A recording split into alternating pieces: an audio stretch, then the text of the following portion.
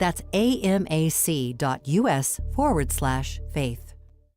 This hourly segment brought to you by Unleash Your Wealth with Raj Shah and Rick Borick this Saturday at 7 a.m. and 2 p.m. Learn more at scwealthadvisors.com. Now, from the Signature Bank Studios. Portions of the following show may be pre-recorded. This is Chicago's Morning Answer with Dan Proft and Amy Jacobson on AM 560. The Answer.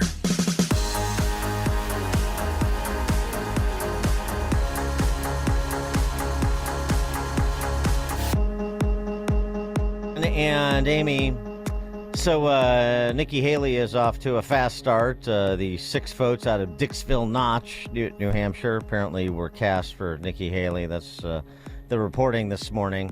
Big win, big win. Yeah, we'll see if that what that portends tonight, and talk about it tomorrow. We'll talk about it a little bit more later in the show. But first, this topic we have been dancing around the end of last week and yesterday a bit too. Let's address it straight on. Is BLM Brandon not long for the mayorship in Chicago? There's this more than rumors. I mean, there are pretty good sources that indicate that he suffers from panic attacks for which he has been hospitalized. Anita Padilla actually talked about that on John Cass's podcast, the Chicago Way podcast as well. So Anita Padilla used to be at Fox News on her way to Florida, like the rest of Chicago. But the panic attacks, they're so severe, I heard that there is consideration as to whether or not he can continue in his job. 312-642-5600, turnkey.pro, answer line 64636, type in DA, then a quick comment. Because I remember my sources told me on a Sunday a few weeks ago, and I'm trying to find the text message when I texted you, but it definitely was a few weeks ago, and they said Amy, he didn't go once, he went twice in one night on a Friday night to the hospital, to West Suburban. And I've been trying to reach out to them, but because of HIPAA laws, they will not tell us if he has or has not been there. Well, so with respect to the panic attacks, I mean, let's just assume that he has this affliction for the sake of argument. I mean, the idea that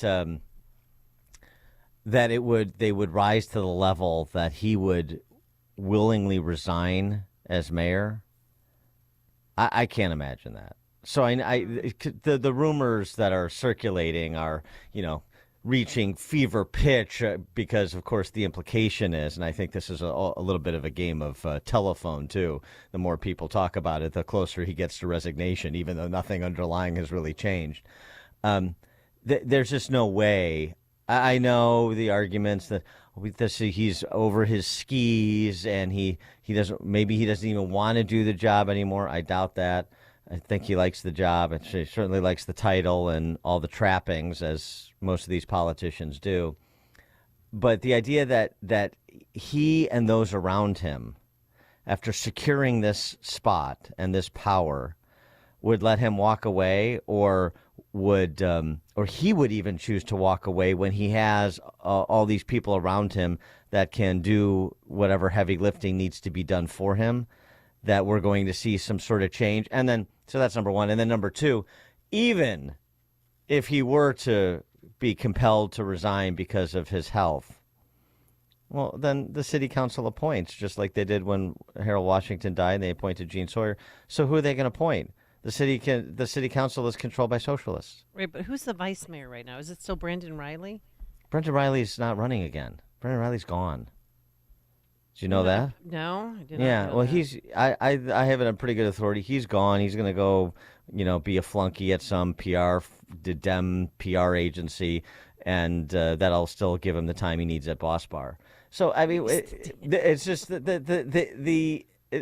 doesn't matter. It doesn't matter who the vice mayor is. They still vote. Okay, well, it's not a line of succession. So the city council votes. They're going to vote Brendan Riley? Hardly. Have you seen the city council lately? No, Yes, you have. No, yeah, they're not.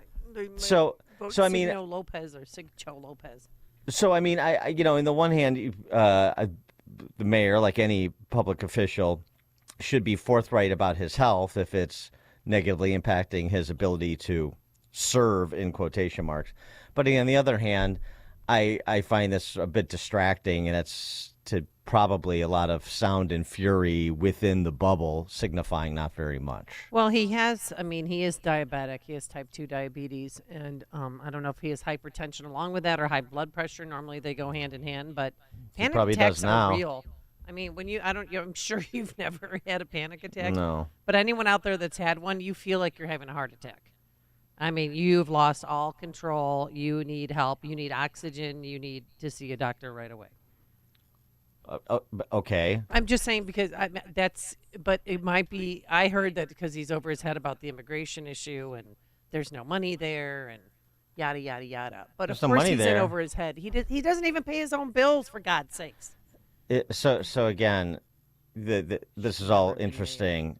This is all interesting, but the question that's relevant with respect to the rumors that are circulating, do you honestly believe there's a scenario under which he resigns on his own volition that's not, related to any forthcoming criminal indictment or something, that he resigns for health reasons of his own volition? No. I don't see it. Peggy in Chicago. You're in Chicago this morning. I saw Peggy. Yeah, I just found out we're the bedbug capital of the world. Number one with a bullet. Yeah, well, you invite all these people up, and you don't check them or anything. Guess what they're going to bring with them? So the next time, you're at City Hall or, those buildings downtown, and you bring something home, hey, we invited them in, Well, thanks for the call, Peg. I think we were topping the list of bed bugs prior to the migrant matter, because we have a lot of slimy, scummy, fat, disgusting, distended, unclean politicians roaming around. Whoa! Wow, that was a mouthful. Okay. Well, trying to explain the bed bug problem, how we've been afflicted with this for a while, of our own choosing. Mary Kay, Western Springs. Hey, good morning, you two. He won't resign. You're right, Dan. Why would he resign? He's too egotistical to resign. 2 panic attacks, probably not that big of a deal. They put people go to the hospital quickly now, like if they're, breathe, with all the COVID stuff, if they're breathing heavy, they think they're dying, stuff like that. So I don't believe he'll resign in a minute. He won't. And Tony Preckwinkle, if he were to leave, which, well, Tony Preckwinkle would be mayor, don't you think? No. I think. No? Why There's not? no way in the world she could. Oh, she's not. She's too old, or what's wrong with her? Well, she's not too old. She's not an older What's person. wrong with her? Well, you don't have to be an alderman. I don't know the rules down there. Yeah, okay, but she was the one who groomed him and put him into the spot, correct? Yeah. Grooms everybody. She's the one. Yeah, I think. Oh, Yeah. Okay. I don't know. Thanks for the call, Mary Kay. I don't think Tony would be interested to make that move at this stage. But you don't have to be a city council member to be appointed, though. But doesn't it work like the vice mayor takes over until there is a city council vote? Well, yeah, but they'll move that quickly, just like they did with Sawyer when Washington died. Oh, Eugene Sawyer, I'll never forget when he was in the Swedish Day Parade. Oh, if only I had a camera back then, or video camera. Why? Oh, because he was, because you're the king and queen of Sweden walking down Clark Street, and very regal and stoic, and he was like, hey, and just enjoying his. He was great, but he was kind of, it was clownish behavior. It wasn't, but he was having fun. He knew it was just a short gig. I'm mayor. Here we go. Yeah, and just on the bedbug thing, just to round that out, 4th year in a row, Chicago has earned the top spot in Orkin's top 50 bedbug cities in the United States. Way to go. Yeah. And we have a rat hole here too now, so that's great too for tourism. Yeah. Did you see that thing? It's a squirrel, folks. Please, it's a squirrel. Real attraction. And then I go again.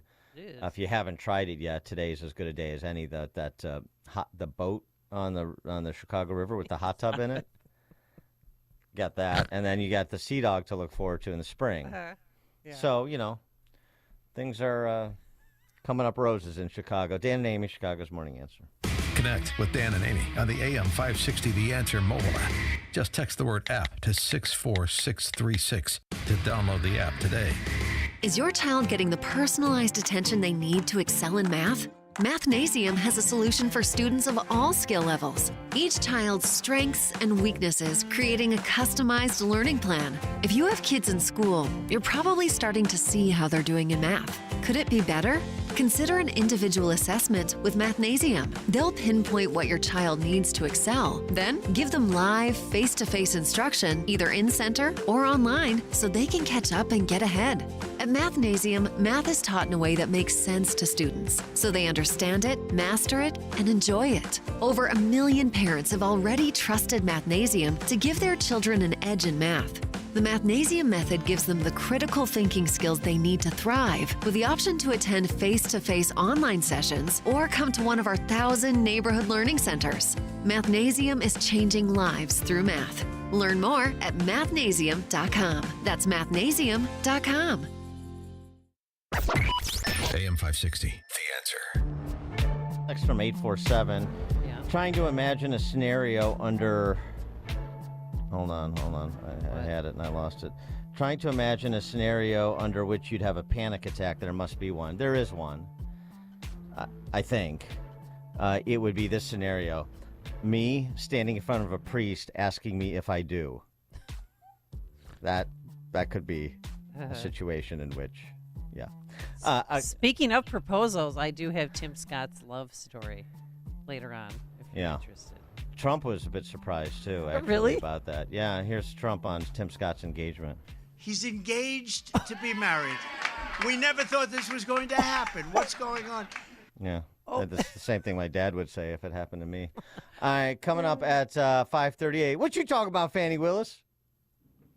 Latest on that saga down in Fulton County, Georgia. But first, let's head into the newsroom.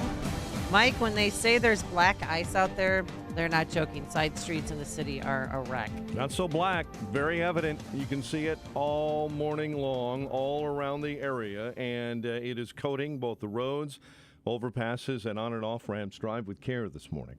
Israeli military says that Palestinian militants carried out the deadliest single attack on Israel's forces since Hamas terrorists raided Israel, triggering war. They killed 21 soldiers, a significant setback that could add to mounting calls from both sides for ceasefire talks. Later Tuesday, the military announced that ground forces had encircled the southern large city of Khan Yunis. The Supreme Court is siding with the Biden administration in its request to throw out a lower court ruling which banned federal agents from removing some razor wire that Texas has strung across the border.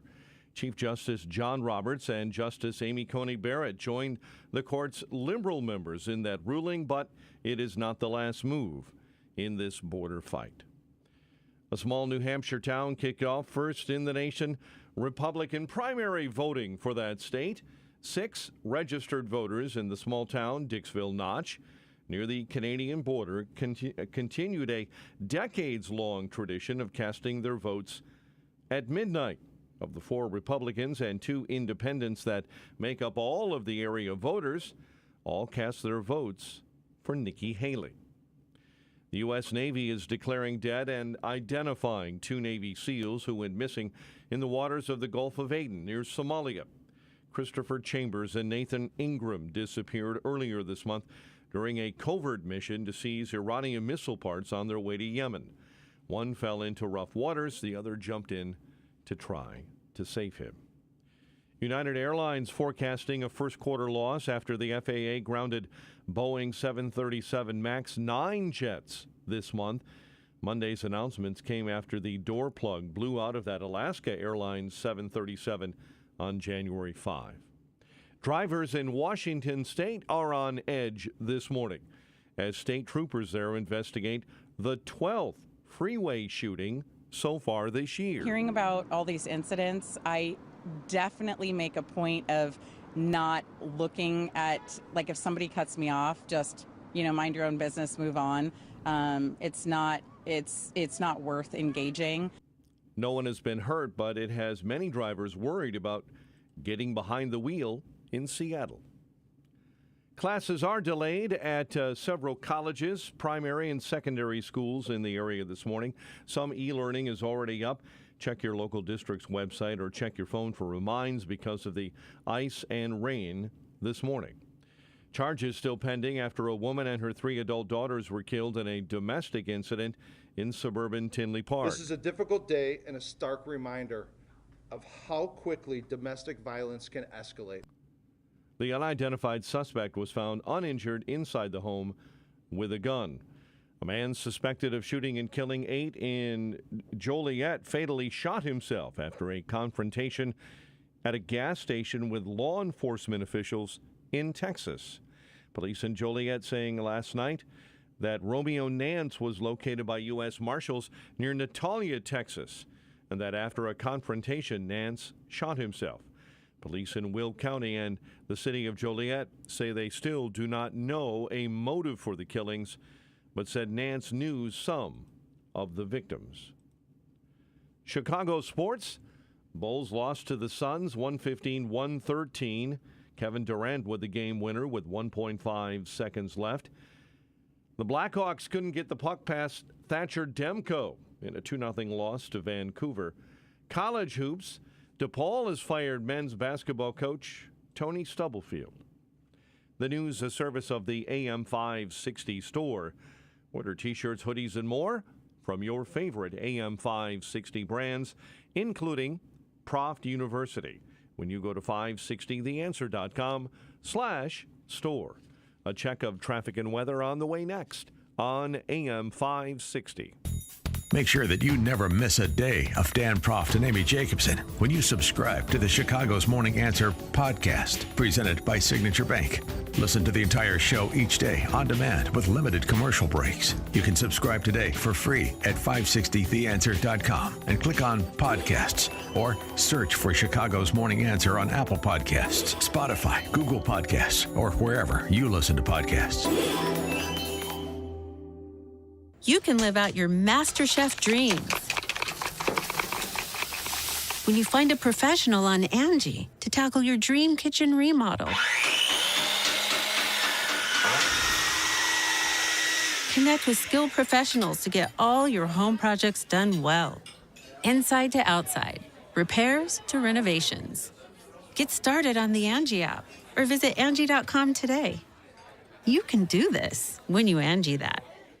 Retirement Outlook. If your retirement account is mostly stocks or bonds, listen closely. The future of your savings may be more uncertain than ever before. Hi, I'm Paul Stone, CEO of Colonial Metals. The sad truth is, our government continues to eat away at our freedoms and security. In economic times like these, run around the flagpole by lunatics in Washington, I look to the most trusted store of wealth in human history, physical gold and silver that you own. At Colonial Metals, we specialize in helping folks with IRAs and 401ks and other retirement accounts move their savings into physical gold and silver. If you'd like a free gold investment kit, give us a call today at 820-800-8000. My team is standing by ready to rush a free gold investment kit to you. You may also qualify for $7,500 in free silver and a free safe. Call 820-800-8000 now. That's 820-800-8000. Colonial Metals is not a financial advisor. Consult with your advisor before investing. That's 820-800-8000. No spin, no agenda, just the news. That is what the Center Square gives readers every day, covering vital issues like crime, border policies, and education. The Center Square focuses on holding state and federal government accountable to you, the American taxpayer. Sign up for your state's Center Square newsletter at thecentersquare.com. No spin, no agenda, just news. That's thecentersquare.com.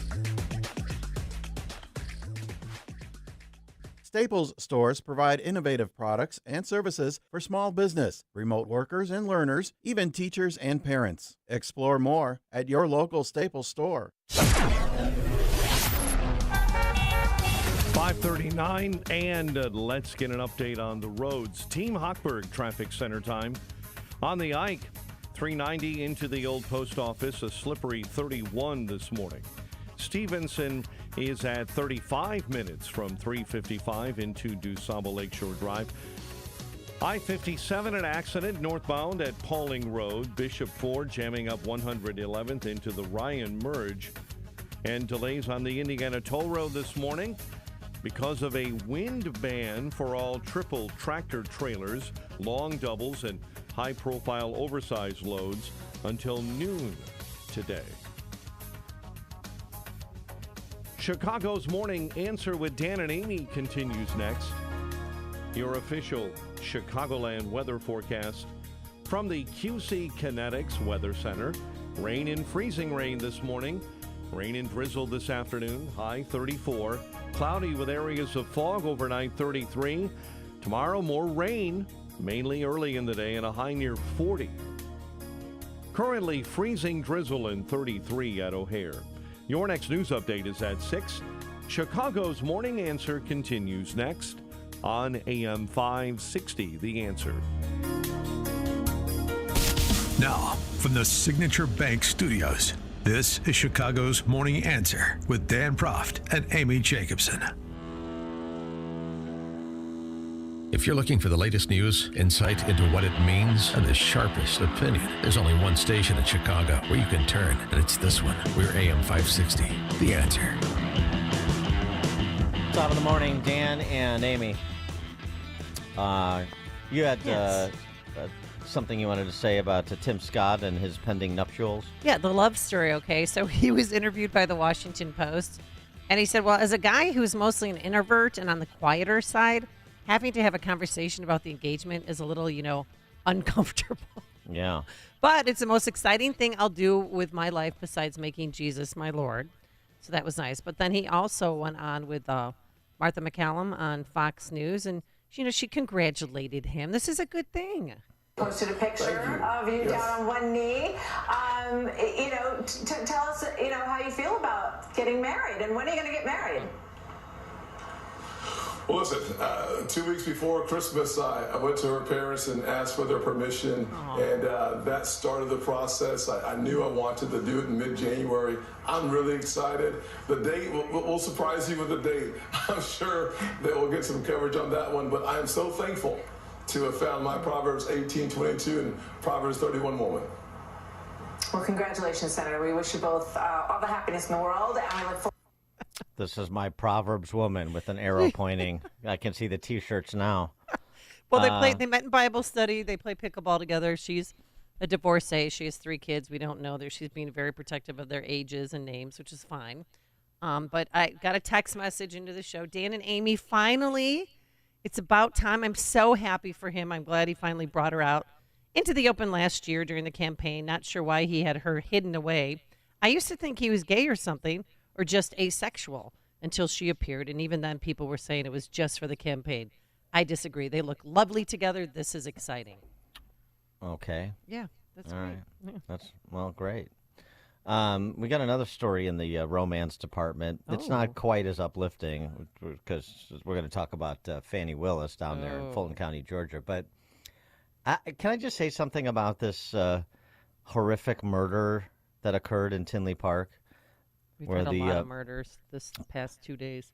Well, yes, the mom and the 3 daughters. Right. So the father murders his wife and his 3 daughters. Does not kill the son. I understand that he made the 911 call, the father who allegedly committed these acts. Yeah, he was sitting there when police arrived. Mm-hmm. So, anybody hearing anything in Tinley Park about that? I know this is being characterized as, domestic violence, which it obviously is, but there's something else, I think, that may be afoot here that people don't want to discuss because of the fact that this is a Muslim family. See where I'm going? Mm-hmm. I understand. And the fact that he let his son live because boys are treasured more than women in the Muslim communities. Well, I mean, there in a certain disposition within among some Muslims, but yeah, I mean, there's just a lot of rumors circulating about that family, and I can't confirm them, but those circumstances raise questions, and police should be asked those questions. it is not proper to not disclose the details of what happened in a case like that if and when you reach the conclusion, law enforcement reaches the conclusion that reaches a conclusion as to what they know to be true about what happened. The sort of papering over something as horrific as that with domestic violence, that needs to be explored more deeply. And whatever is found needs to be disclosed to the public. And I'm certainly going to press Tinley Park to disclose. I mean, this is, 24, 48 hours after this was discovered, so I'm not, rushing to demand. But there are these rumors circulating about people, among people in Tinley Park who know the family. Yeah. And the way that it is being characterized in the Chicago media, sanitized, I would say, in the Chicago media, maybe it's fair to sanitize it at this point until there are certain things confirmed. But this isn't something where you should allow the initially sanitized version of the story to stand, ask no questions, and let it just dissipate into people's memory.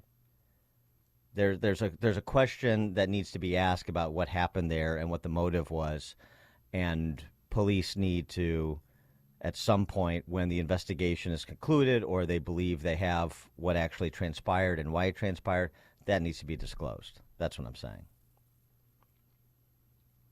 And there's all sorts of reasons why it is right and proper for them to disclose the motive in a horrific crime like that. They should. Police are saying they've never been called to the home before, that's all. And the mayor was crying. The mayor of Tinley Park was crying yesterday. The dad, the alleged murderer, made the 911 call. We need the 911 call. What did he say during the 911 call? Actually, I'm sure he didn't say anything interesting. What's interesting is he made the call. That's what's interesting.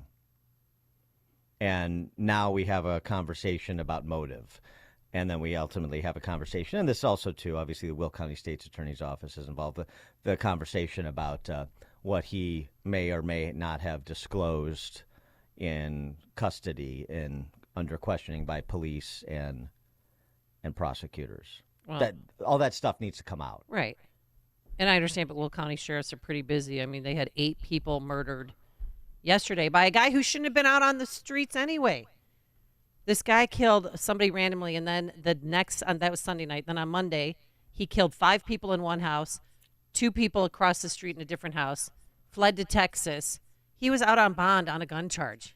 Never should have been on the streets anyway. Ended up in Texas, got in a confrontation with police where he shot himself, killed himself. But that monster, what are we doing here? My God, I mean, more than 10 people shot in Will County in a 48-hour period? Well, these are different things. I know they're different cases. I get that. And there's different situations, but it involves dead people. All right, when we come back, I want to get over to Fani Willis, and let's talk about the latest and greatest with that prosecutor, and by extension, that Trump prosecution down in Fulton County, Georgia. Dan and Amy, Chicago's Morning Answer.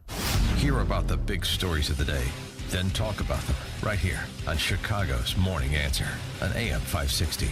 The Answer. You cannot live forever, but your legacy can. For over 185 years, families have trusted Catholic Cemeteries of Chicago to set their legacies in stone. With 47 locations throughout Cook and Lake counties, a prepaid cemetery plan locks in today's prices and safeguards against rising inflation. Visit CatholicCemeteriesChicago.org or call 708-236-5490 to schedule a free consultation today. This is Carol Platt-Liebau for Townhall.com. No division in our country is greater than the opinion gap between regular people and the elites. Recent polling by Scott Rasmussen highlights this fact. It defined elites as those with postgraduate degrees earning more than $150,000 per year and living in densely populated zip codes. The super elites are the segment of that group with Ivy League or other select university degrees. Their views are shocking. 77% of elites and 89% of super elites support strict rationing of meat, gas, and electricity.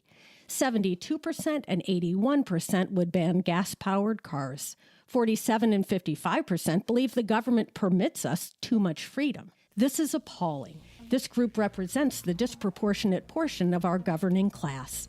They are our governing elites. This poll warns us of what they'll do if we ever allow them to gain too much power. Bad decisions limit future options. Make enough bad decisions and you'll destroy your life. Listen to The Flot Line with Rick Hughes this Sunday morning at 7. The Flot Line describes a main line of resistance in your soul built on God's Word. Listen this Sunday for inspiration, motivation, education, all without manipulation. That's The Flot Line with Rick Hughes this Sunday morning at 7 on AM 560. The Answer. We all hear the radio ads about the IRS. They tell you to be afraid, to be scared, and they try to frighten you into calling. I'm not here to do that. Tax Relief Advocates is different. TRA is here to tell you that if you owe money to the IRS, whether it's $5,000, $50,000, or $500,000, we have a solution. It doesn't matter if you're sitting in your car, at work, or with your kids. No matter where you are, call now. 800-575-6745. Don't lose hope. TRA can eliminate or reduce what you owe to the IRS. There is zero risk to you. If we can't reduce your tax debt, then you pay nothing. Our passion is taxes and helping individuals fix their IRS problems. We have a 5-star rating on Google and Yelp and an A+ with the Better Business Bureau. You don't need to be afraid of the IRS any longer. End your tax nightmare today by visiting us online at TRA.com or call 800-575-6745. That's 800-575-6745. Tax Relief Advocates. Real solutions for real people. You're smart, you're busy, and don't have time to waste on the mainstream media cycle. Salem News Channel breaks that cycle. Topics that matter from hosts worth watching. Dinesh D'Souza, Andrew Wilkow, Brandon Tatum, and more. Open debate and free speech you won't find anywhere else. Salem News Channel. Not like the other guys. Watch anytime on any screen. Free 24/7. Find everything you need to know at snc.tv. That's snc.tv. AM 560. The Answer. Diana and Amy, so yesterday, a judge in Georgia ordered the court records in the divorce proceeding between the special prosecutor slash Fani Willis boyfriend Nathan Wade and his estranged wife to be made public. So that divorce file is coming out. This was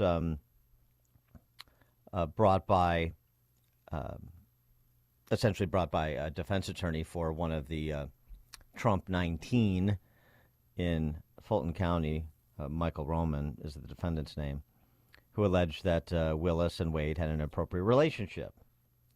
And then, of course, as everybody should know by now, there's a lot of records that demonstrate that they were traveling the world together, and she hires him as a special prosecutor. He's got very little background as a prosecutor, and she's the one who signs off on the payment of his bills. Yeah, because I mean, it's a Capital One. It was released. He bought her flights.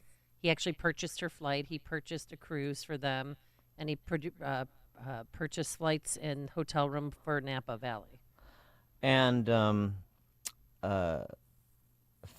Fani Willis, by the way, she was supposed to be deposed today. That got pushed off. Fani Willis is accusing Nathan Wade, of what? Her alleged boyfriend, of his estranged wife, of interfering in her prosecution of President Trump and conspiring with Michael Roman, whose attorney made this filing in court, making the allegation. She literally, the words that are used: interfering, quote-unquote, in her prosecution, conspiring with Michael Roman. It's interesting because, oh, by the way, there's one other thing that's circulating about Fani Willis. One of the other defendants, Harrison Floyd, was friends with Nathan Wade, the special prosecutor, until he allegedly started making time with Nathan Wade's estranged wife. Oh, Jocelyn Wade? So if that's true, and if there's any documentation, say, in the divorce file that's made public, in addition to the conflict between Fani Willis, well, the conflict of interest she has with the retention of Nathan Wade as the special prosecutor, now her special prosecutor has a conflict of interest with one of the defendants. I mean, unless you don't think that a jilted husband prosecuting the guy who was messing around with his estranged wife is a conflict of interest. This is like a soap opera, Dan. It's getting very Springerish. You know, yeah. But what was cool yesterday, Jocelyn Wade's attorney spoke outside the courtroom because they subpoenaed Fani and she's not showing up. It wouldn't matter who she is and what position she holds. If she's having an affair with my client's husband and he's spending my client's money on that relationship, I'm going to find out about it. She's not showing up for subpoena. I just said that it was the judge pushed it off. Yes. So that's a judicial decision. Fani Willis in 2020 had some comments about dating one's subordinates because apparently the previous Fulton County district attorney got in some trouble, accused of sexual harassment, something like this. So she was making a clean break from the bad old days before she got there in Fulton County. That's what she said.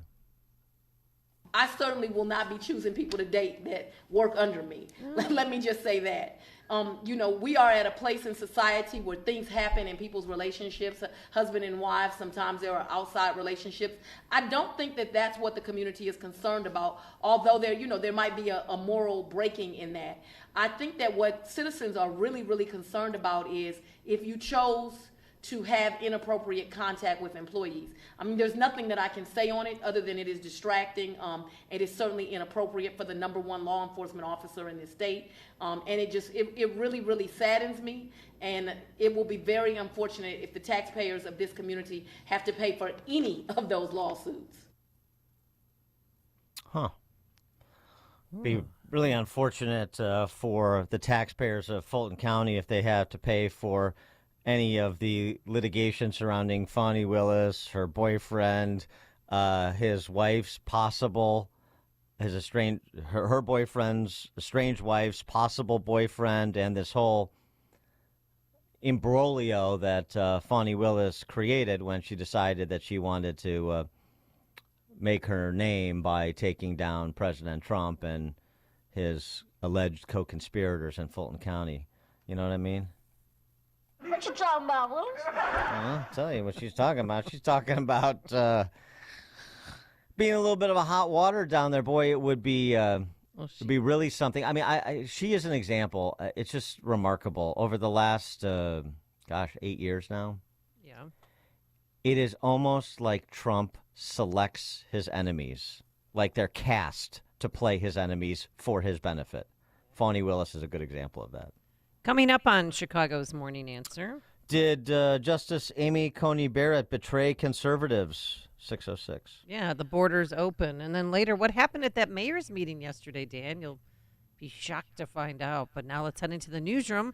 Very busy day on the roadways. Some black ice out there. Here's Mike Scott. Drivers should plan on more slippery roads this morning. A winter weather advisory in effect until 9 a.m.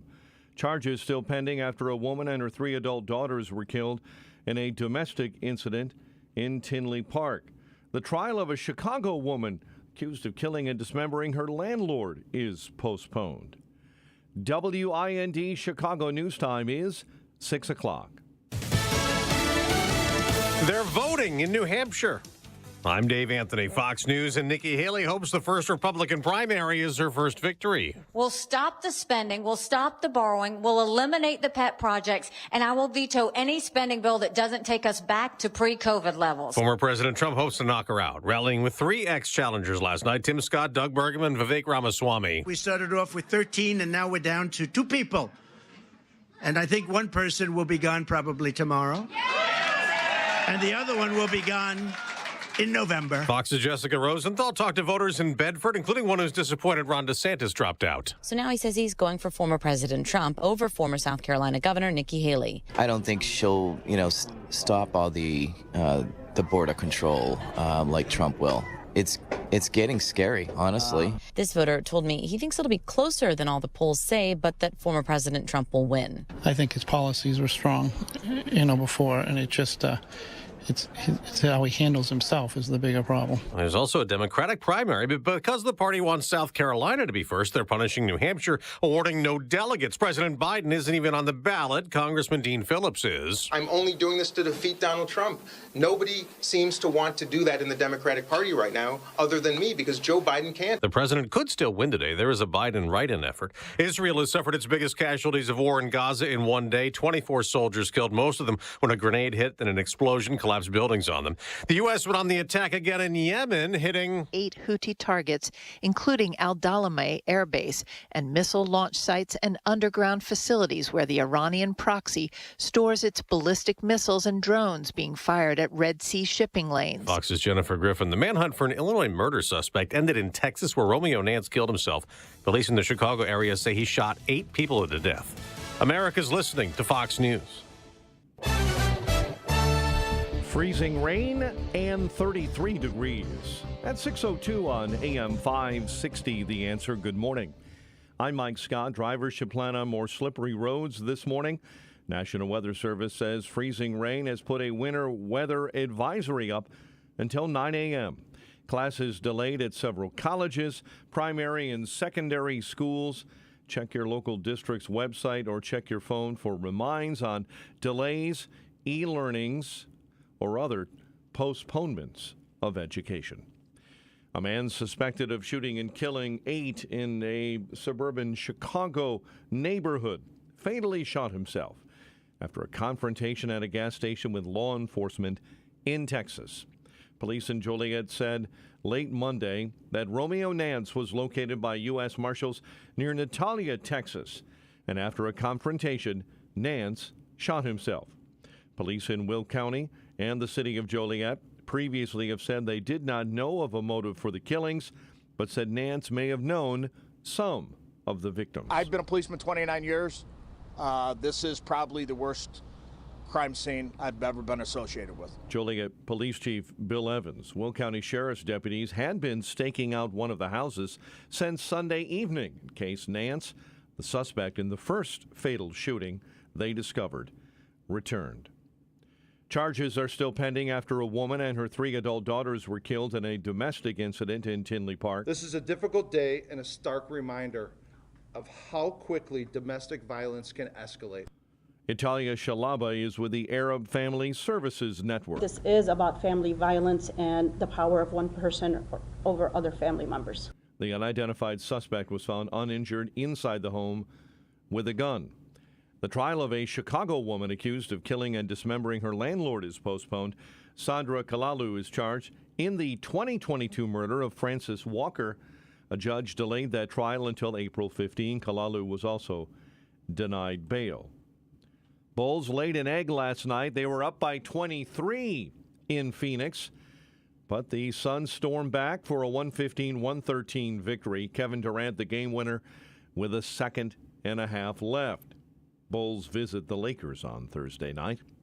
Blackhawks blanked by Vancouver 2-0, and DePaul has fired men's basketball coach, according to reports Tony Stubblefield, after 2+ years in Lincoln Park. The news, a service of Salem Surround. Go to surroundchicago.com today. A check of traffic and weather on the way next on AM 560.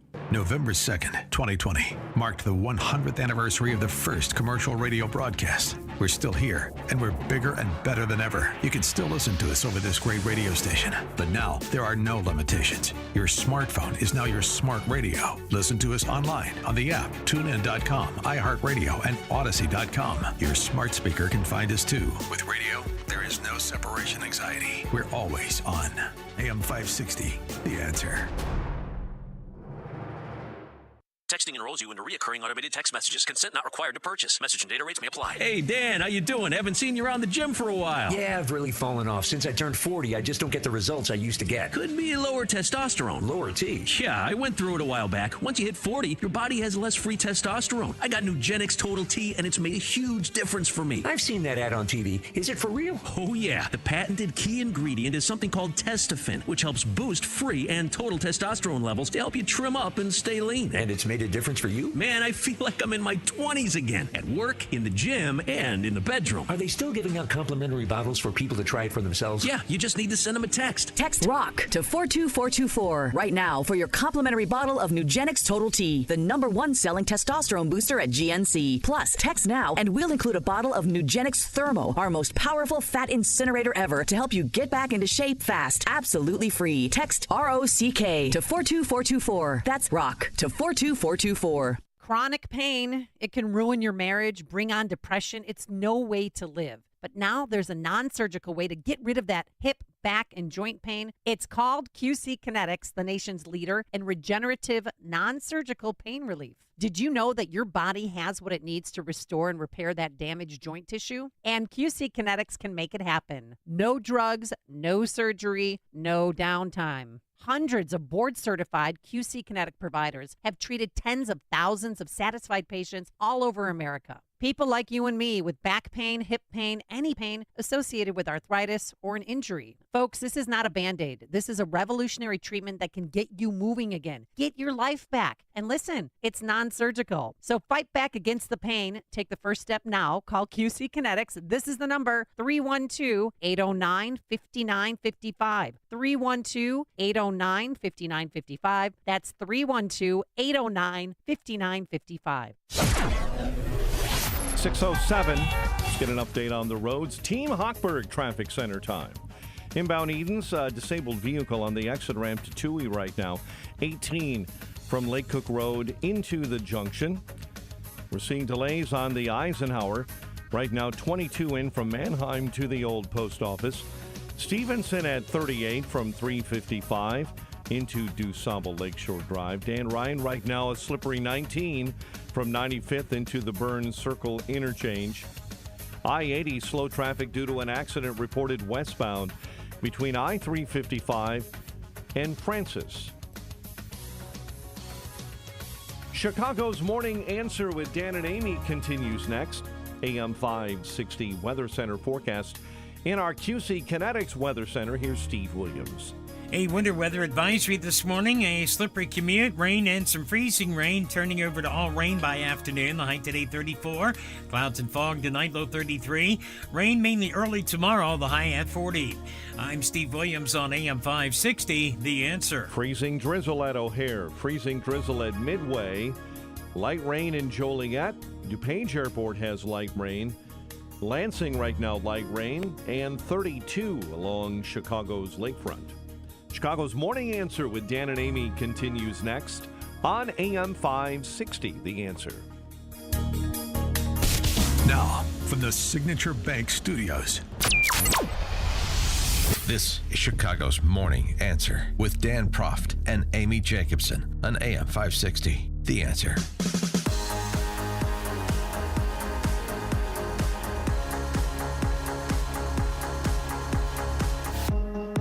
Top of the morning, Dan and Amy. So yesterday, the Supreme Court in a 5-4 decision vacated a lower court injunction that prevented Customs and Border Patrol from taking down the razor wire and other barriers erected by the Texas authorities at the direction of Governor Abbott. 5-4 decision that included Chief Justice Roberts as well as Amy Coney Barrett. And this drew the expected howl of criticism, particularly of Barrett, since she was the effectively deciding vote, and the belief that she had betrayed conservatives here. What's your view? 312-642-5600, turnkey.pro answer line.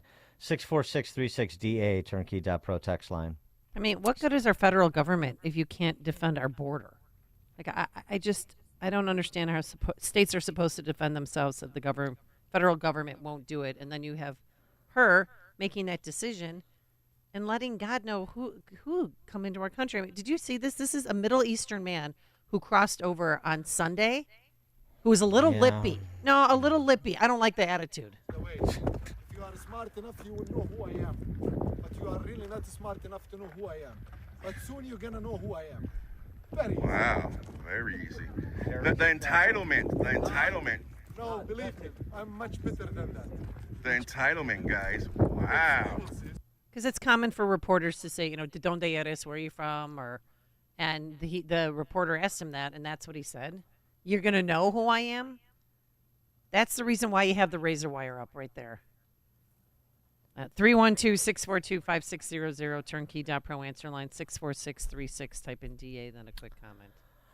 In New Hampshire over the weekend, Trump had a comment on judicial nominees, judges nominated and installed by the Senate, federal judges that are nominated by Republicans versus those nominated by Democrats.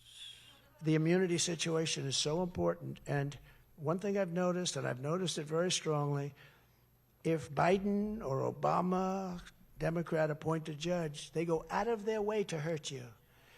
If a Republican appoints a judge like me, I appoint a judge, they go out of their way to show they're not biased and that they can't be bought, they can't be this, they can't be. You appoint somebody, and they go out of their way to rule against you because they want to show that they are not in any way influenced by the fact that you appointed them. And you really do have two standards. It's an incredible difference.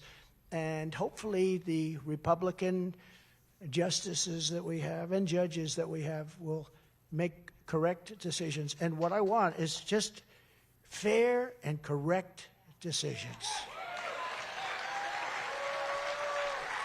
And the president has 312-642-5600, turnkey.pro answer line, 64636DA, turnkey.pro text line. Interestingly, because this has sort of been presented as, Customs and Border Patrol versus the Texas National Guard and Texas law enforcement. The statement from the Border Patrol Union, the Supreme Court's decision is going to undoubtedly encourage more illegal immigration. Wow. Unfortunately, this means Border Patrol agents are going to be tied up dealing with give-ups rather than going after the criminal elements that constantly cross our borders illegally. The administration no doubt will say this is a win for border security, but if they sought rank-and-file input, they would be told this will do the exact opposite. Agents support what Texas was trying to accomplish in the absence of true border security policies from this administration. So the rank and file at the border, there's no conflict between Texas rank and file law enforcement and Customs and Border Patrol, federal rank and file law enforcement. There's no conflict there. They both see the same problem. They're both desire to do the same thing. Abbott is unleashing his personnel to do that. And, of course, Biden is restraining federal personnel from doing that. So don't think that this is any conflict at the law enforcement level. It's strictly a conflict at the political level, conflict of visions, the open borders vision versus the border security vision.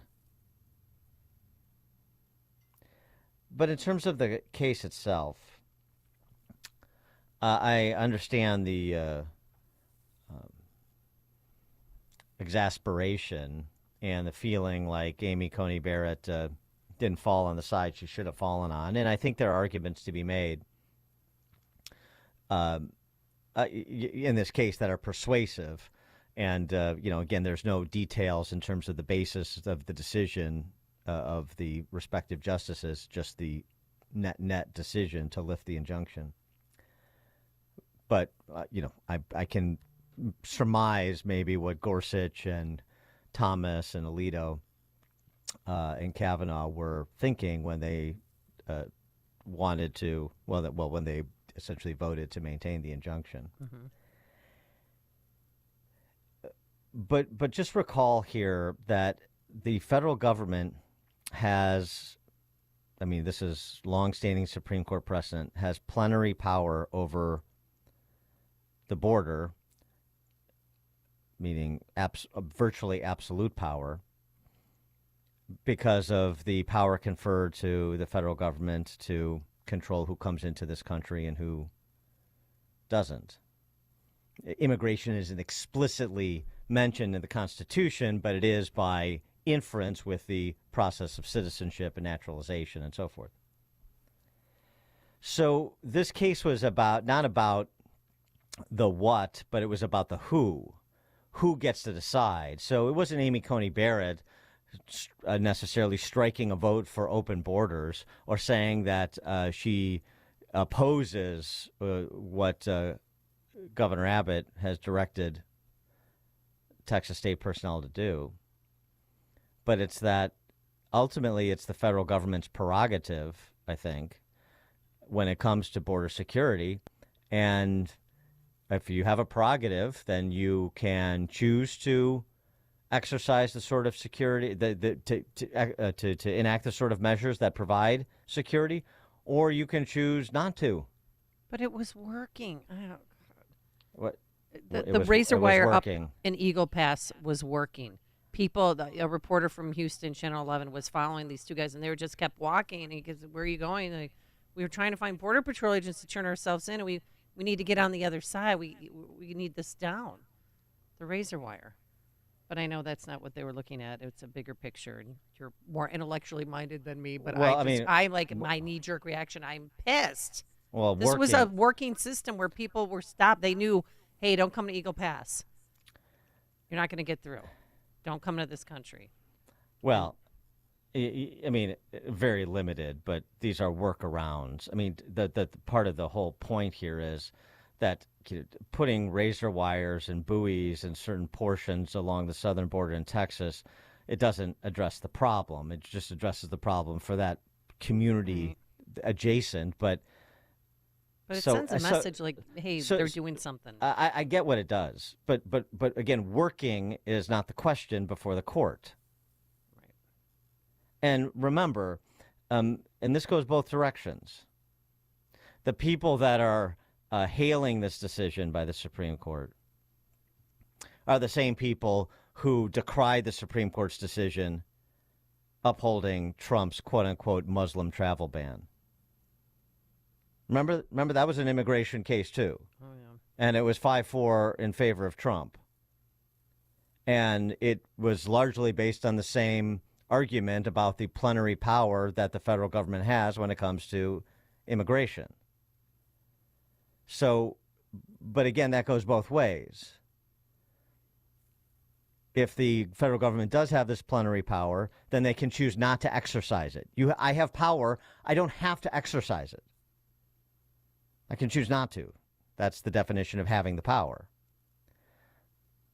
So the left is cheering this, the open borders crowd is cheering this while they were weeping and apoplectic about the decision on the Trump temporary travel ban from certain Muslim majority countries.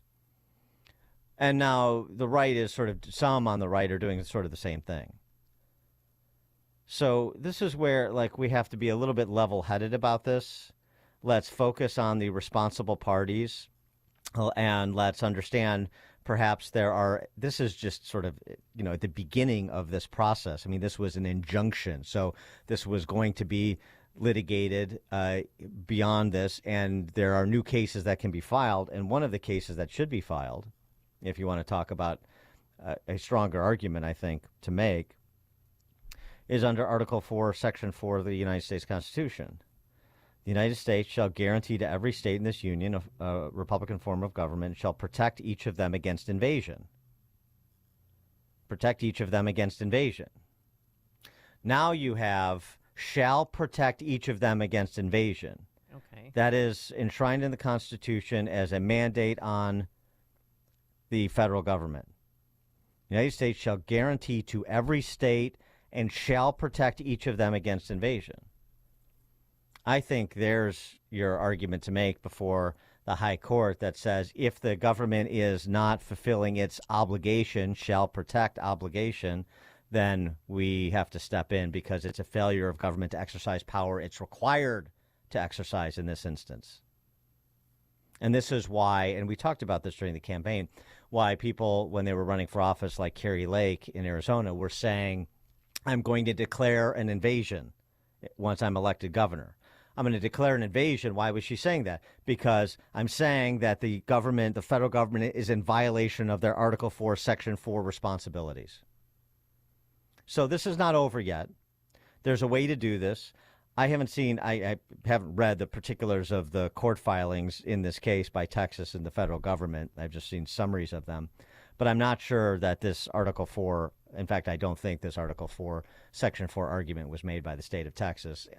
But there's still plenty of opportunity to do so. Tony on the south side.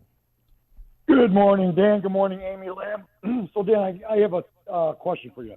We got to get in touch with the people who do the national political ads. So when Trump is running against Biden, we take the clip of that Middle Eastern gentleman that is saying, you don't know who I am, but you will know soon, and blast that all over the country. If that doesn't wake up these people in America, I don't know what will. Just a thought, my friend.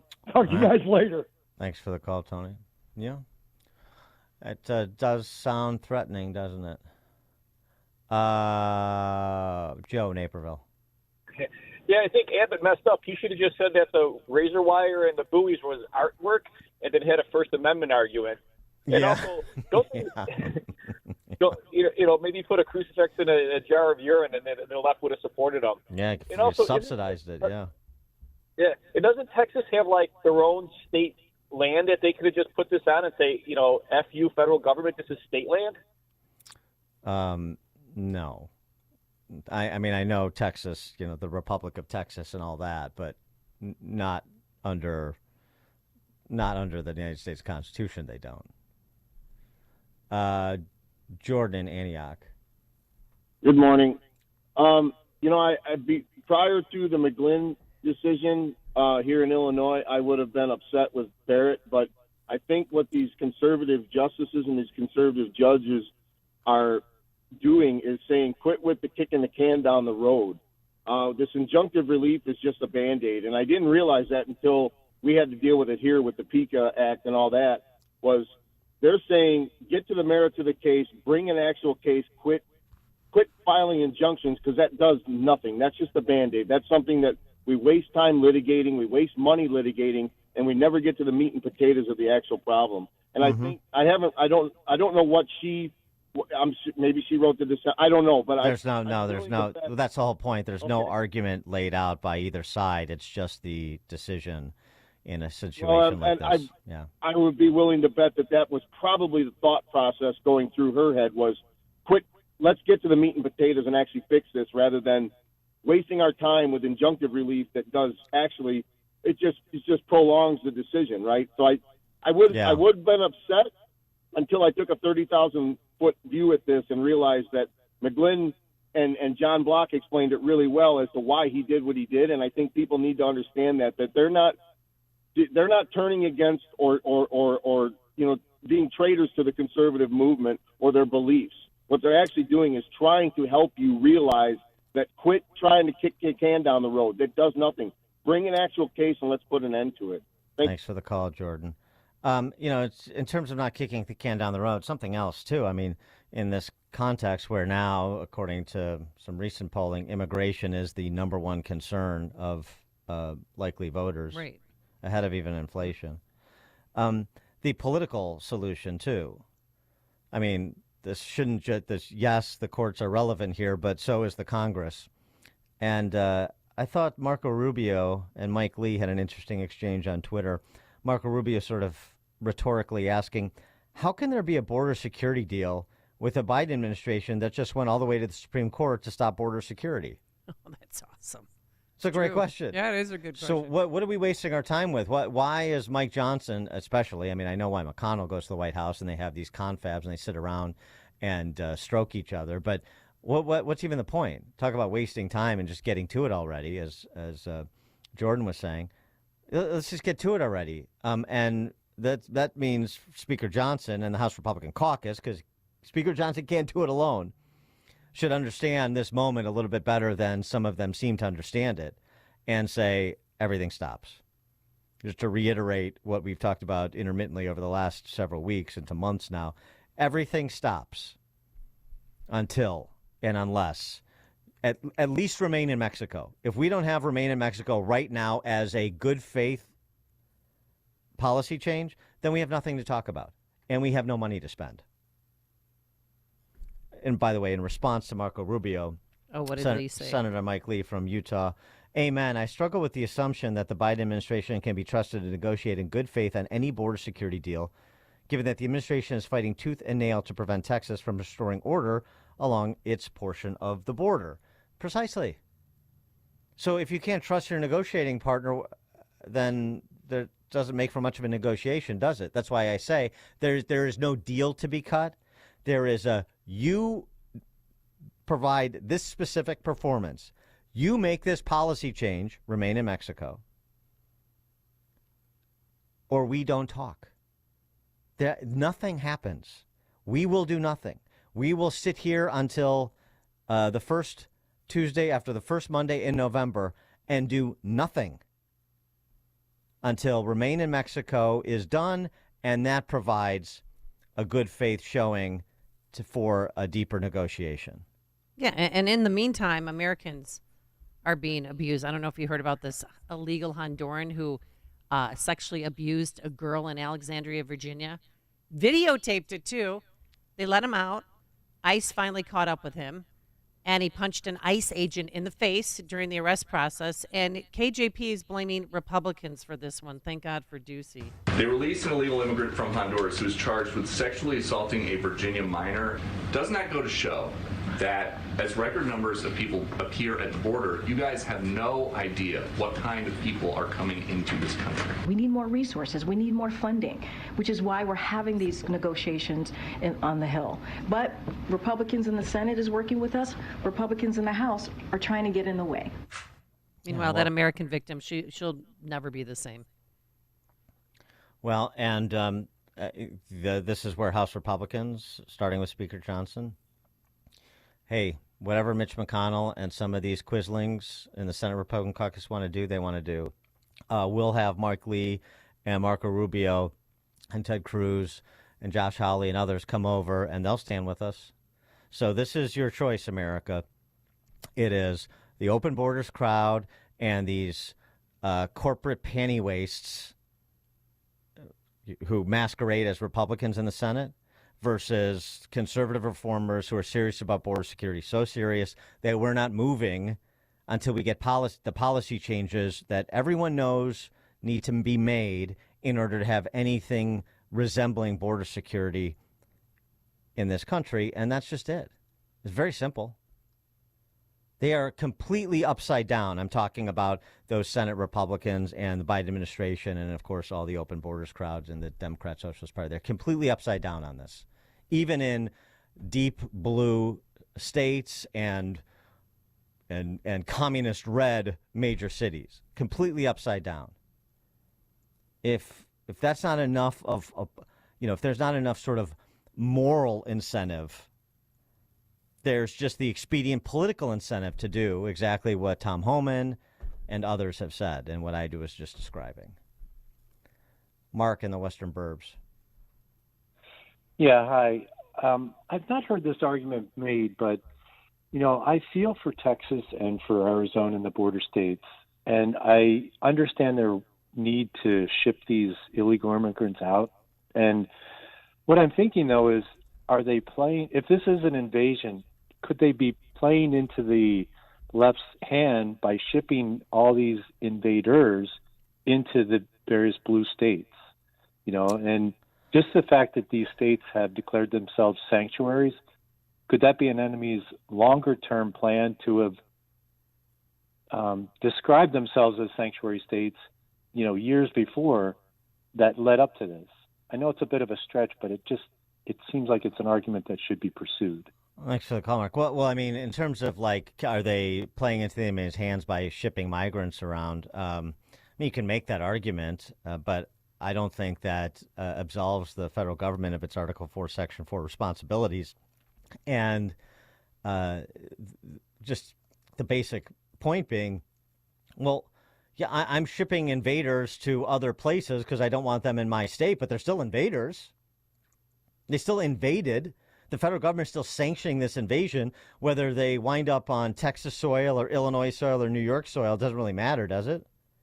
They're still at a place that they have no legal right to be. So, I mean, you know, the federal government could make that argument in the face of an Article 4, Section 4 challenge, but I don't think the high court would find that persuasive, including Amy Coney Barrett. Dan and Amy, Chicago's Morning Answer. You're listening to Chicago's Morning Answer with Dan Proft and Amy Jacobson on AM 560. The Answer. A storm is on the horizon, and you need to keep the lights on no matter what. Your business relies on the power being on 24/7. It's the lifeblood of your data and computer systems. Weather-related outages from the power company are not acceptable. Your need for a source of power that's reliable 24/7, along with round-the-clock service that can dispatch technicians to your site immediately, is mission critical. Your business needs Charles Equipment Energy Systems on speed dial. These are the big boys, not residential or solar, but reliable industrial generators for emergency backup or events. When you need more than a 100-foot extension cord plugged into a small engine generator, call Charles Equipment Energy Systems. They keep the lights on with rental generators for job sites or power outages. A storm is on the horizon. Plan ahead. Call now to prepare generators for storms and potential power outages. Call 630-834-6000, 630-834-6000, or charlesequipment.com. AM 560. The Answer. All right, coming up on Chicago's Morning Answer. There's just as a quick aside, it's sort of fun seeing Steve Garvey on a debate stage. The baseball great Steve Garvey, you know, he's running as a Republican candidate for Senate in California, and he squared off in a debate against Adam Schiff and other candidates the other night. Let's hear from, I know it brings back bad memories for Cubs fans, 1984. But maybe let's hear from Steve Garvey and Adam Schiff, 636. I'd love to. That's a wonderful tease. I'm all in. But now let's head into the newsroom. Busy man today. Here's Mike Scott. 632, 33 degrees, freezing rain this morning, dangerous conditions on some area roadways.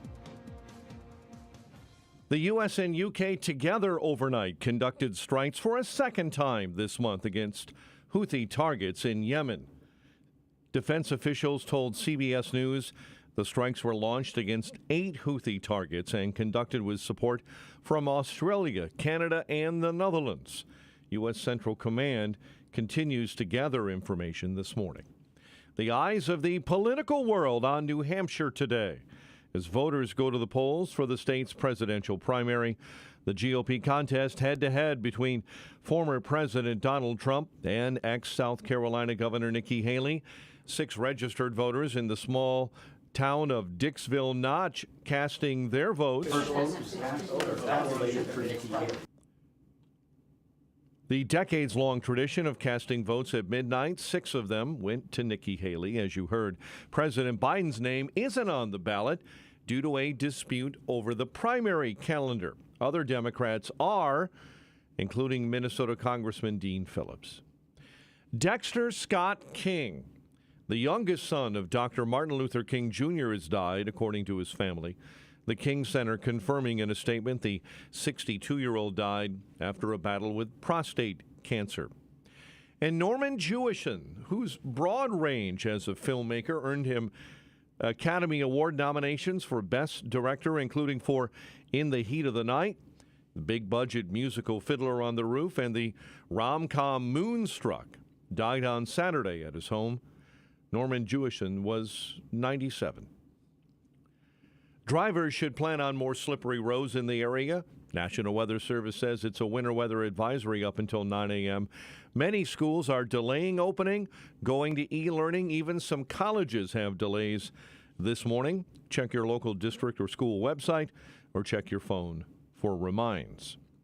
A man suspected of shooting and killing 8 in Joliet has fatally shot himself after a confrontation at a gas station in Texas. Romeo Nance was located by U.S. Marshals near Natalia, Texas. After a confrontation, he shot himself.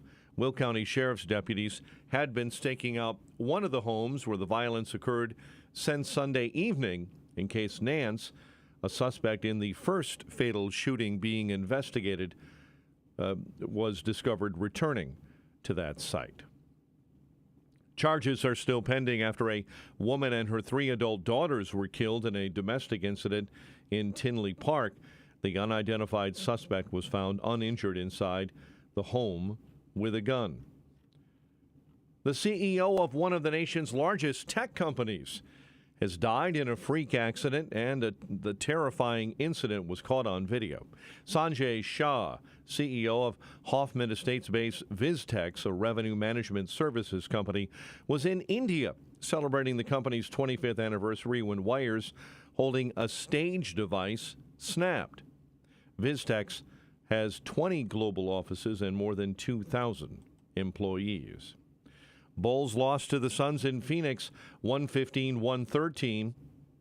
Blackhawks couldn't get the puck past Thatcher Demko in a 2-0 loss to Vancouver last night, and it appears DePaul has fired head men's basketball coach Tony Stubblefield.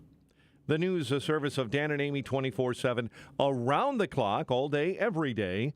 Listen now, danandamy247.com. And a check of traffic and weather on the way next on AM 560. This radio station is always on, but sometimes you need more content that you can take with you anywhere. That's why we invented the SalemPodcastNetwork.com. You'll find all the great hosts on this radio station, plus a few more, like Charlie Kirk, Dinesh D'Souza, Trish Regan, Jenna Ellis, and Dennis and Julie. There's literally no end to what we can teach you. It's like radio on demand, and just like radio, it's always on. Go find out what you're missing. Download the app, SalemPodcastNetwork.com. Balance of Nature's fruits and veggies supplements, changing the world one life at a time. I've just been doing great, and I just feel like it's a definite advantage to take them. Well, let me just say one other thing. I mentioned to my doctor that I was taking Balance of Nature, and they said they were very positive about that. And they said that was really good. That's a good product, and so I've been very pleased. Step into the new year with a new you. Start your journey to better health by calling 1-800-246-8751 or by going to balanceofnature.com and signing up as a new preferred customer to get 35% off your first order, plus a free fiber and spice supplement with free shipping and our money-back guarantee. Go to balanceofnature.com or call 1-800-246-8751 and get this exclusive holiday offer by using discount code Chicago. As most Americans suffer financially, gold just hit an all-time high. Hi, I'm Dr. Ron Paul, and this is why you need a physical gold IRA from Birch Gold Group. To learn more, text the word SAFEGUARD to 989898 to get your free info kit on gold IRAs. Secure your IRA or 401k right now. Text SAFEGUARD to 989898 to request your free info kit right now. There's no better time than the new year to help protect your identity and finances. LifeLock detects potential threats to your identity that you may miss on your own. If you do become a victim, a U.S.-based LifeLock restoration specialist will work to fix it. LifeLock is the New Year's resolution that's easy to keep. Save 25% off your first year. Call 1-800-LifeLock or go to lifelock.com. Promo code CLAY to save 25%. That's lifelock.com, promo code CLAY. Guys, it's a new year. Low T Center can make it a great one. If you've been feeling tired and grumpy, have noticed lack of motivation and drive, you may have low T. Low testosterone levels can cause weight gain, loss of muscle mass, and so much more. I recommend my friends at Low T Center, where I get my levels tested and have for the past 8 years. They make it quick and easy to get your levels checked, and it's only $25. And with their on-site lab, you get your results back in about 25 minutes. Go to lowtcenter.com now to book your appointment online. That's lowtcenter.com. Low T Center, reinventing men's healthcare. Staples stores provide innovative products and services for small business, remote workers and learners, even teachers and parents. Explore more at your local Staples store. 6:40. Let's get an update on the roads. Team Hochberg Traffic Center time is a service of Indeed.com. New year, new hiring needs. Indeed's end-to-end solution helps you attract, interview, and hire candidates all year round. Learn more by visiting Indeed.com/credit. Park Ridge, we have a railroad crossing failure this morning. D and Oakton. Lake Forest, an accident 41 and Kennedy. A structure fire just reported in Calumet Heights. It's at 87th and Constant, and emergency equipment is blocking that scene. Bishop Ford is your toughest spot on the expressways this morning, inbound, jamming up 111th into the Ryan merge, and the Ryan itself not doing too bad this morning, 24 minutes into the Burns Circle interchange. Chicago's Morning Answer with Dan and Amy continues next. AM 560 Weather Center forecast. In our QC Kinetics Weather Center, rain and freezing rain this morning. Rain and drizzle by the afternoon, a high of 34.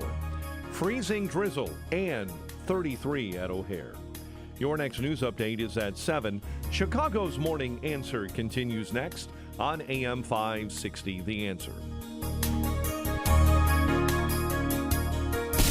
Now, from the Signature Bank Studios, this is Chicago's Morning Answer with Dan Proft and Amy Jacobson. Only the biggest stories, only the biggest guests, and only the biggest opinions. This is AM 560, The Answer. Top of the morning, Dan and Amy. Trump in New Hampshire on the stump. I gave a shout out to our friend Brian Birch's group's Catholic Vote. I don't know if people caught that, but use that as the opportunity to take a shot across the bow of the FBI. Today, we're also very grateful to be endorsed by one of the nation's largest Catholic advocacy groups, Catholic Vote. It's called Catholic Vote, and I just want to thank them. They are incredible. I don't know what it is with Catholics, but the FBI is going after Catholics. What is going on? Why would any Catholic vote for a Democrat? You two? Anybody, any Catholic being harassed? No, why would a Catholic, think of it, what they're doing. I hear stories that are just horrible. Why would a Catholic be voting for Biden or a Democrat? Doesn't make sense. It's horrible. What they're doing is horrible. I don't know. I guess we should ask Cardinal Supich that. 312-642-5600, turnkey.pro answer line, 64636DA, turnkey.pro text line. Somebody wants to take up President Trump's question. In the interim, another story about the FBI, which is really the segue here. Another story about the FBI's record. Maybe this will be a little bit more interesting to those on the left who have newfound admiration for the FBI when they're monitoring Catholics attending a Latin Mass or signing on to letters to call into question the authenticity of Hunter Biden's laptop, or other or running interference for Biden Incorporated altogether, spiking investigations, or not being forthcoming about what, if any, involvement they had in January 6th in terms of FBI personnel and assets on the ground in the Capitol. And what were they doing if they were there? Christopher Wray. And on and on and on about the FBI. The participation in the Russian collusion hoax. Oh, yeah. Remember that? Oh, yeah. Steve Garvey does. In California, with they have the top two vote getters. So all the Republicans and Democrats for an office like U.S. Senator are thrown together. The top two finishers go on to the general election. So this debate that featured Adam Schiff. Totally. This is, again, to replace Di-Fi. And the Republican is Steve Garvey. Hall of Famer Steve Garvey. He's a Hall of Famer, isn't he? Yeah. I think so. Anyway, Steve Garvey's 75 years old, but he looks good. Yeah, he does look good.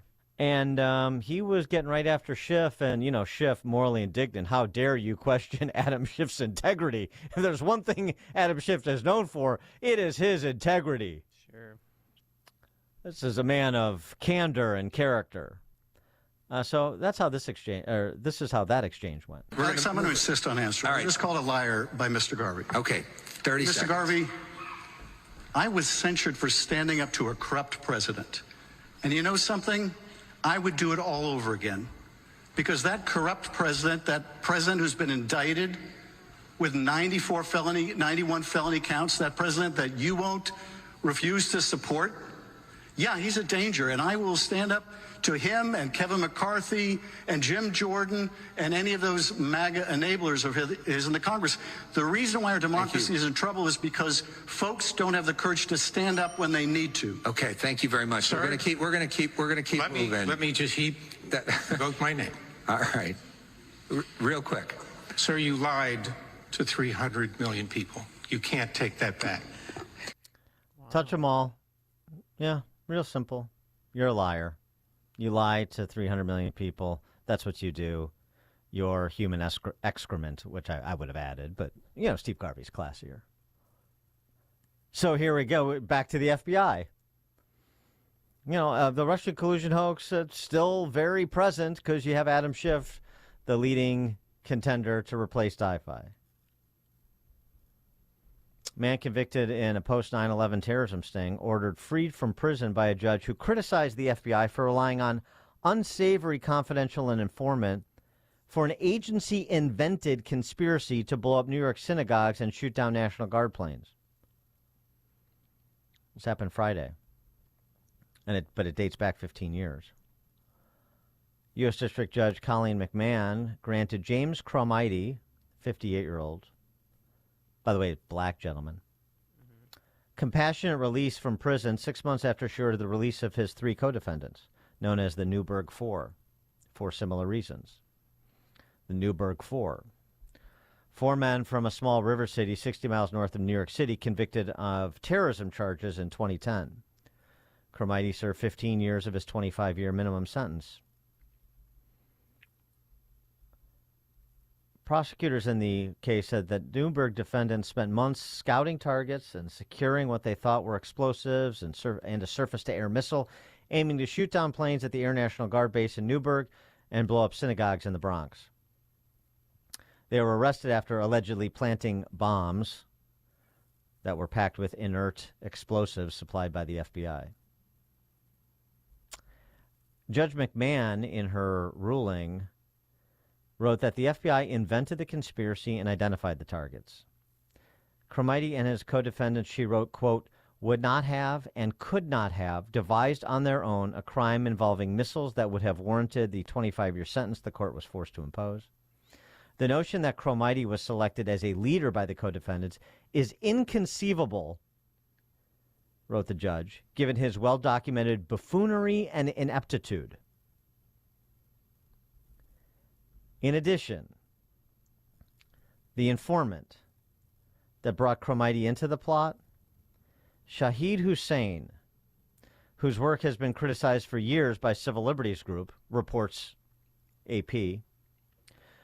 McMahon, the judge, again called their CI, Shahid Hussein, the most unsavory, her words, and a villain sent by the government to, quote, troll among the poorest and weakest of men for, quote, unquote, terrorists who might prove susceptible to an offer of much-needed cash in exchange for committing a faux crime.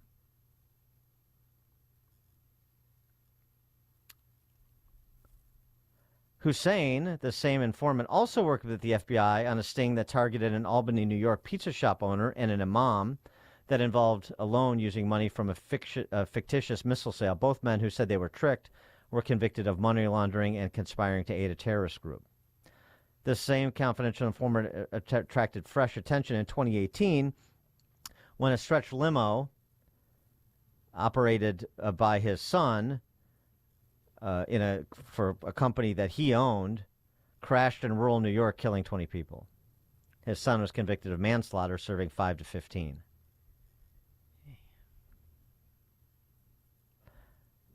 The attorney for Cromitie, I'm obviously thrilled that Mr. Cromitie was released from, or will be released from prison, but still believe his conviction was entirely the product of government entrapment. Seeing as he was hounded and manipulated by the government informant way more than any of the other defendants who were previously already released, it would have been shocking if McMahon didn't grant our motion. But that's not even the point. Right. To justify your existence, some of these phony patriots, these phony G-men, are entrapping, instigating. Yeah, I mean, I get it. No matter if somebody came at me with, some sort of plot like this, sounds like the FBI cooked up here against these goofs. No one should be susceptible to that. Right from wrong. What are you talking about? To surface air missile and shooting down anything. But that's not the point. That's not living in a free society where, as the judge wrote in her opinion, you're looking and targeting and trying to find the weakest among us who have no capacity, no inclination for that kind of harm, and no capacity to accomplish it on their own. But you entrap them so you can put a scalp on your one of the walls of your cubicle and say, I'm out there fighting terrorism. I mean, this is what the FBI has become. And here again, I'm sorry, but like in the Whitmer plot, this is rank and file FBI. Like in the raid on the pastor in rural Pennsylvania, or not pastor, but the pro-life activist in rural Pennsylvania. That's rank and file. Or like the targeting by the Richmond office of those Catholics attending Latin Mass. That certainly involved the rank and file. So it's not everybody in the agency. I get it. It's never everybody in any entity that big, but it's more than just a leadership problem. Yeah, don't forget going after parents who attended school board meetings during COVID. Well, right, and that, of course, is, comes down from on high, your Attorney General, Merrick Garland. Right, and again, so this will not get any sort of press. I mean, I hope that these people who the Newberg Four, I hope they speak. That will generate a little bit more press. And then you can go to, again, your phony civil libertarian friends who, pretending they're members of an ACLU that has nothing to do with civil liberties anymore either. They're just straight power politics. They will happily concede to the authoritarian practices of federal law enforcement, of the federal government generally. Happily concede if it means that, in the immediacy that Trump is defeated and Biden gets another term, they retain Congress, so on and so forth. They're just partisan hacks. They are just enablers and facilitators of the new Jacobins, the new Marxists, these revolutionaries that have opened the border and drained your bank account. Dan and Amy, Chicago's Morning Answer. It's news, opinion, insight. This is Chicago's Morning Answer on AM 560. The Answer. At Insurance Concierge, our family-operated agency provides in-person assistance with all your insurance needs. Auto, home, life, health, financial, and Medicare planning. As independent agents, we represent multiple insurance companies, providing unbiased plan reviews at no cost to you. Whether you are new to Medicare or currently enrolled in a plan, experienced agents will assist you in navigating your options, answering your questions, and finding a plan to fit your specific health and prescription needs. Medicare is our focus all year long, so we will be available when you have questions. You can reach us at 815-714-0909. Insurance concierge agents are also available to assist you with auto, home, life, health, and financial planning. Let our experienced family of insurance concierge agents assist you with your insurance needs. We treat you as part of our own family. Our office is located in the Ovation Center in Romeoville. Call 815-714-0909 to schedule a no-cost, no-obligation appointment. That number again is 815-714-0909. Balance of Nature's fruits and veggies supplements, changing the world one life at a time. I've just been doing great, and I just feel like it's a definite advantage to take them.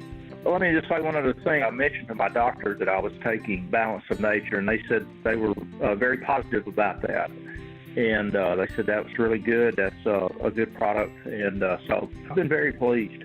Step into the new year with a new you. Start your journey to better health by calling 1-800-246-8751 or by going to balanceofnature.com and signing up as a new preferred customer to get 35% off your first order, plus a free fiber and spice supplement with free shipping and our money-back guarantee. Go to balanceofnature.com or call 1-800-246-8751 and get this exclusive holiday offer by using discount code CHICAGO. You're smart, you're busy, and don't have time to waste on the mainstream media cycle. Salem News Channel breaks that cycle. Topics that matter from hosts worth watching. Dinesh D'Souza, Andrew Wilkow, Brandon Tatum, and more. Open debate and free speech you won't find anywhere else. Salem News Channel, not like the other guys. Watch anytime on any screen, free 24/7. Find everything you need to know at snc.tv. That's snc.tv. AM 560, The Answer. That sound means it's time for in-depth history with Frank from Arlington Heights, because there's nothing new in this world. It's just the history we don't know, and Frank has something rather topical, given our recent snow days for school. Oh, Frank, yes. Frank, take it away. Good morning. Just last week, schools across the area were shut down, and most went to remote learning for a few days. Now, we know this is not ideal instruction, but considering the schoolhouse blizzard of 1888, perhaps it was a good example of using technology for risk avoidance. In that year, Nebraska and the Dakotas, already suffering from a tough early winter, were enjoying a sunny and warmer day on January 12th. Children had returned to school, and many people were out replenishing supplies. This warm-up was illusory, though, as in the early afternoon, a new storm from Canada roared in and engulfed the region in a blizzard, and temperatures dropped up to 80 degrees Fahrenheit in some parts. One brave teen schoolteacher named Minnie Freeman was about to let her young students go home. But when the wind picked up, took out a window, the door blew in, she could see serious trouble ahead. So she quickly decided to lead 13 school children to a local farmhouse 3/4 of a mile away in the face of what was now a blinding snowstorm. She used some twine from the classroom and tied the children together to have them walk, and even carried one of them to her host family's house. All 13 survived, and this is memorialized in the Nebraska Capitol today as a mural. Many others, though, were not so lucky, as this horrible storm claimed 235 dead, including many school children. Thankfully, the pioneering Miss Freeman was able to keep her wits about her and save these kids. If she had lived in a more brainwashed era, like today, and had to rely on something as laughable as an EV bus in the winter, the story might have turned out differently. Frank, that was lovely. And, you know, interesting side note to that, that kid that Minnie Freeman picked up and carried to that farmhouse in Nebraska in 1888, you know who that was? Who? I do not. I did not get that deep into it. That was Warren Buffett. Really? Now, I'm making that up. 1888? No, obviously Warren Buffett's not. great-grandpa. Great. Right. He is like 95. No, I know, but he's not, he's not 135, though. Yeah, very good. Well, that was wonderful, Frank. Thank you Frank, very much. as always, bringing the past to the present. Very good. Appreciate it. All right, Have a good day. Be safe. Thank you. Coming up at 7:07, fresh off his star turn at Davos. Yes. President of the Heritage Foundation, Kevin Roberts. But now let's head into the newsroom. Busy day, slick streets, sidewalks, and roadways. Here's Mike Scott. A winter weather advisory is in effect until 9 a.m. Classes are delayed, canceled, or there's e-learning on tap for many area districts, colleges. Check your phone for reminds or check the district or school website.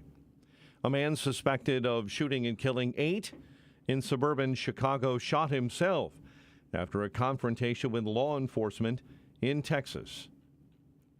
And the trial of a Chicago woman accused of killing and dismembering her landlord is postponed.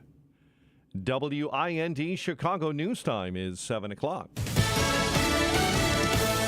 Nikki Haley has a 6-0 lead. I'm Dave Anthony, Fox News. She got all 6 votes at midnight in tiny Dixville Notch, New Hampshire, kicking off the Republican primary. This Haley supporter in Bedford tells Fox. I think she cares a lot about military and foreign issues, and I think a lot of voters are ready for someone new. As the rest of the state votes now, Haley just told Fox. People are excited about a new generational leader. They're excited about something different, and they want to get our country back on track, and they want that energy. They want that momentum. Former President Trump took aim at her again last night. The people behind Nikki Haley are pro-amnesty, pro-China, pro-open borders, pro-war, pro-deep state, and pro-Biden.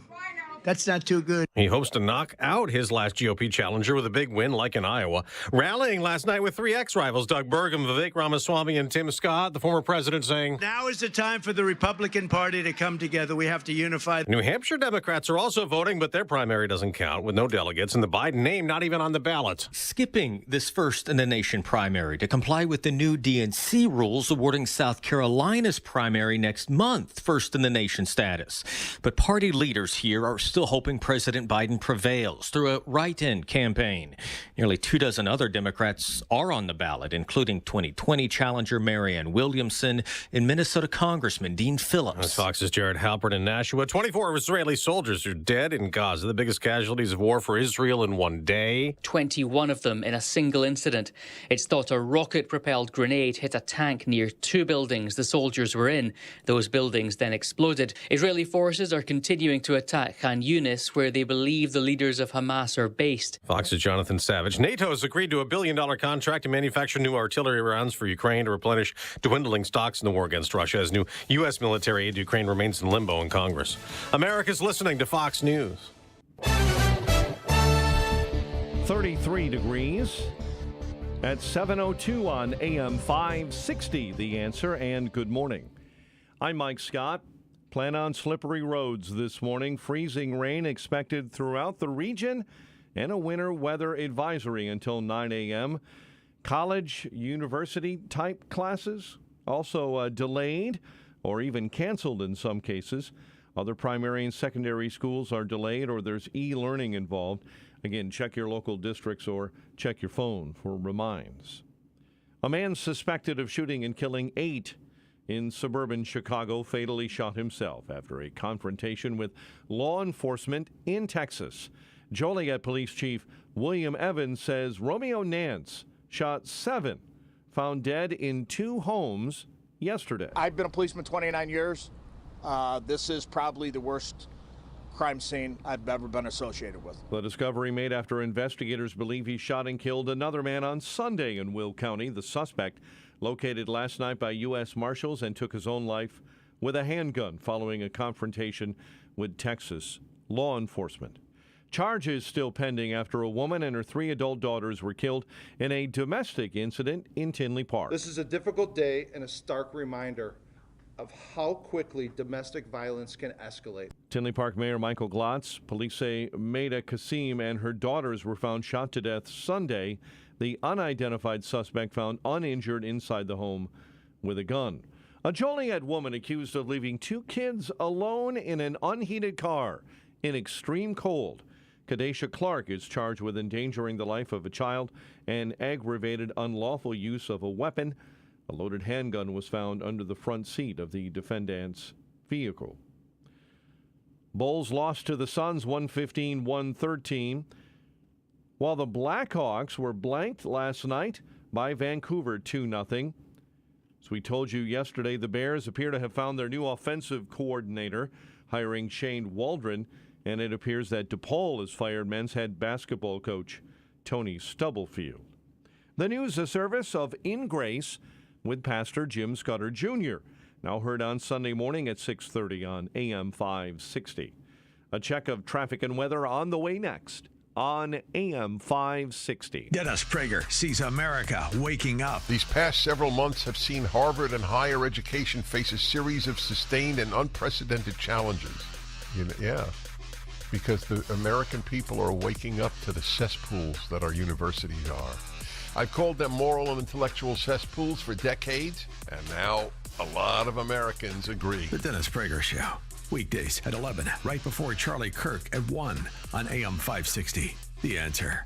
Texting enrolls you into recurring automated text messages. Consent not required to purchase. Message and data rates may apply. Hey, Dan, how you doing? Haven't seen you around the gym for a while. Yeah, I've really fallen off. Since I turned 40, I just don't get the results I used to get. Could be lower testosterone. Lower T? Yeah, I went through it a while back. Once you hit 40, your body has less free testosterone. I got Nugenix Total T, and it's made a huge difference for me. I've seen that ad on TV. Is it for real? Oh, yeah. The patented key ingredient is something called Testofen, which helps boost free and total testosterone levels to help you trim up and stay lean. And it's made a difference for you? Man, I feel like I'm in my 20s again. At work, in the gym, and in the bedroom. Are they still giving out complimentary bottles for people to try it for themselves? Yeah, you just need to send them a text. Text ROCK to 42424 right now for your complimentary bottle of Nugenix Total T, the #1 selling testosterone booster at GNC. Plus, text now and we'll include a bottle of Nugenix Thermo, our most powerful fat incinerator ever, to help you get back into shape fast. Absolutely free. Text ROCK to 42424. That's ROCK to 42424.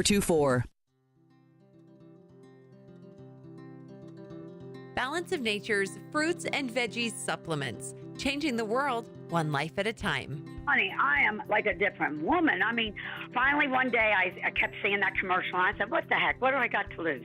I started feeling a little bit better. So I got my sister on them. I got my daughter on them. I can't say enough about them. I really can't. Those commercials that you all do is the truth. Step into the new year with a new you. Start your journey to better health by calling 1-800-246-8751 or by going to balanceofnature.com and signing up as a new preferred customer to get 35% off your first order, plus a free fiber and spice supplement with free shipping and our money-back guarantee. Go to balanceofnature.com or call 1-800-246-8751 and get this exclusive holiday offer by using discount code CHICAGO. 7:07. Let's get an update on the roads. Team Hochberg Traffic Center time. On the Edens right now, 24 minutes from Lake Cook Road to the junction. The Kennedy settling in at a slippery 40 minutes. O'Hare into the Burns Circle interchange.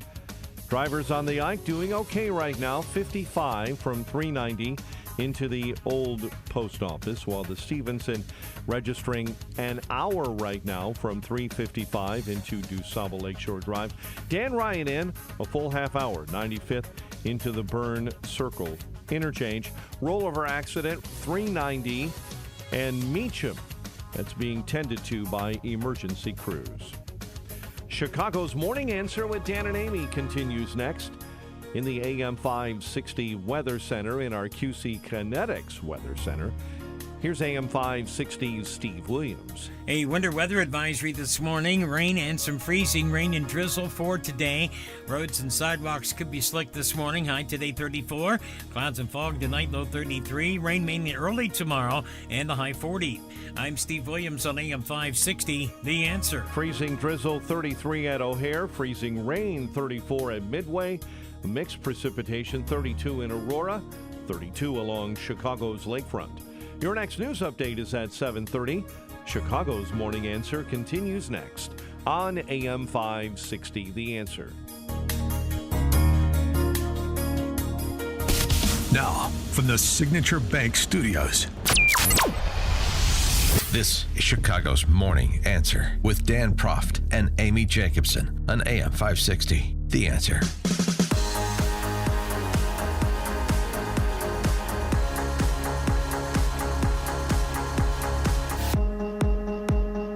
Top of the morning, Dan and Amy. Donald Trump has been typically entertaining on the stump, including in New Hampshire over the weekend. This riff on building an Iron Dome over the United States, a la Israel, some of his best work with full Michael Winslow sound effects. Take a listen. And I will build an Iron Dome over our country, a state-of-the-art missile defense shield made in the USA. We do it for other countries. We help other countries. We don't do it for ourselves. We need it too. Reagan proposed that many years ago, Star Wars. He proposed it many, many years ago, but at that time there was no technology. It was just like it looked good. But we have unbelievable technology. We shoot them down. I've seen so many things. I've seen shots that you wouldn't even believe. Missile launched. They go, missile launched, and you hear a bell go. I mean, I see this. It's so incredible. And these guys, these geniuses, they go, these are not muscle guys here. They're muscle guys up here, right? And they calmly walk to a seat. Ding, ding, ding, ding, ding, ding. They've only got 17 seconds to figure this whole thing out, right? Boom. Okay. Missile launch. Pshing, boom. It's the most and we don't have it here. But we help other countries in having it. No, we're going to have the greatest Iron Dome. Let's call it Iron Dome. Anywhere in the world. And it's going to be manufactured, a lot of it, right here in New Hampshire, actually. Come to think of it. Bing, bang, I think, he was watching airplane movies or watching his grandson play Space Invaders or something. I don't know. Yes. So, again, this is one of those instances where you say, Trump is directionally correct, but he's not necessarily the details guy. He's just excited sort of about it. Get it done. But, he's definitely whatever he witnessed really stuck with him. For more on Trump, because that guy you just heard is the bête noire of all of our bettors who were assembled in Davos for the World Economic Forum last week, as we discussed at some length and continue to. Kevin Roberts was one of those at Davos. And again, as we talked a little bit about his remarks yesterday with Jed Babin, I think, Javier Milei, just because it was such a Econ 101 Frederick Hayek lesson for the assembled globalists, but right there, just maybe just a half a step below Milei in terms of addressing down, a rhetorical dressing down to those in Davos was Kevin Roberts from the Heritage Foundation. Kevin, thanks for joining us again. Appreciate it. Always glad to be with you, Dan and Amy. What a glorious and brilliant clip from President Trump. That is yes. It's a doozy. Yeah. Hey, the Joint Chiefs of Staff meeting, mildly entertaining. I can only imagine.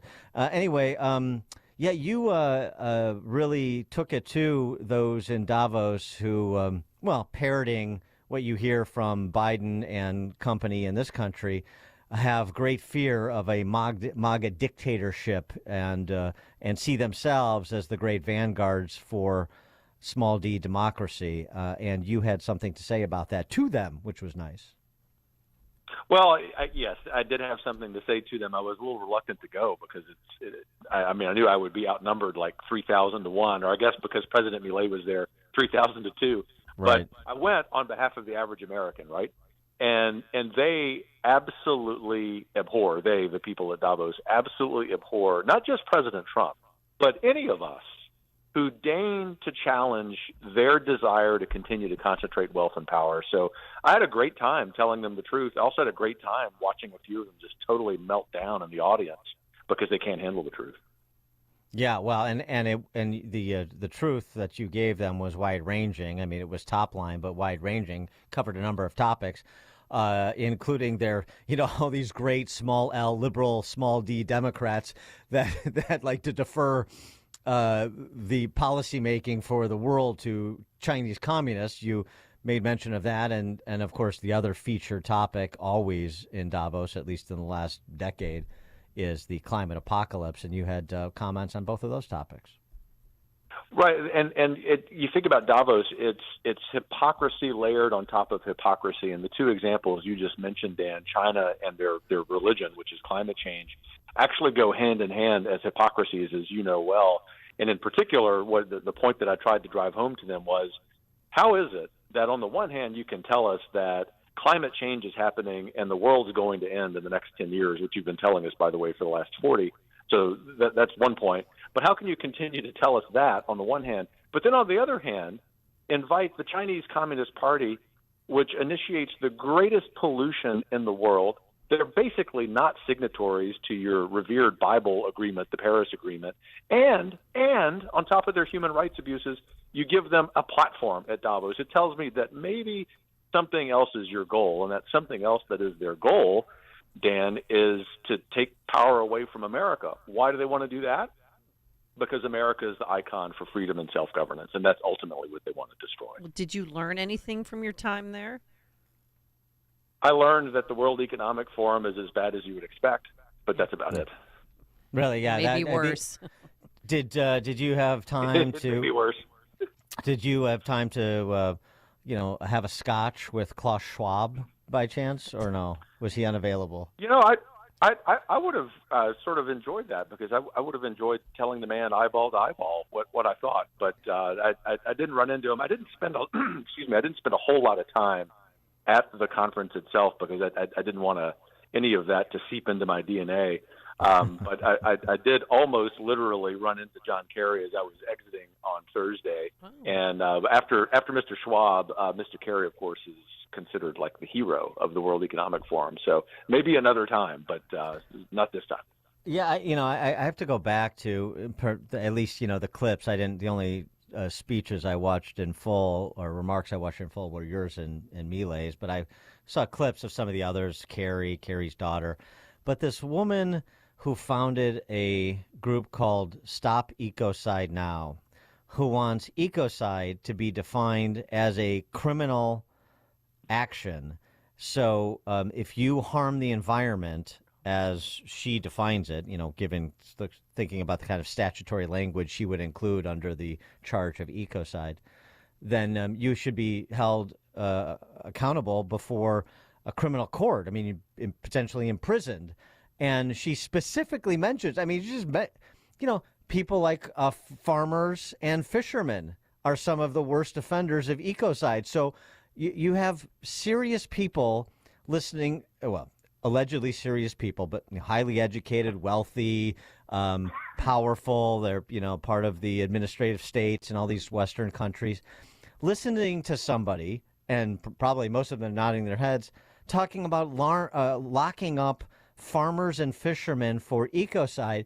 And apparently they're just completely oblivious to what we've seen in terms of revolts from farmers in places like the Netherlands and places like Germany, what we saw in Canada. I mean, what you said, you just can't put enough exclamation points behind the idea of the disdain they have for people that they see as their lessers, the rabble.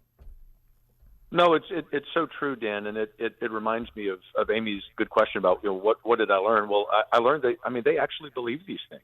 I mean, the three of us can have this conversation. I'm sure most of your audience are saying, "Come on, the ecocide, they don't really believe this." Oh, they do, and when they say that, those of us who have children, those of us who like farmers, those of us, including myself, who like to fish, like to eat, we are all like to eat, like meat.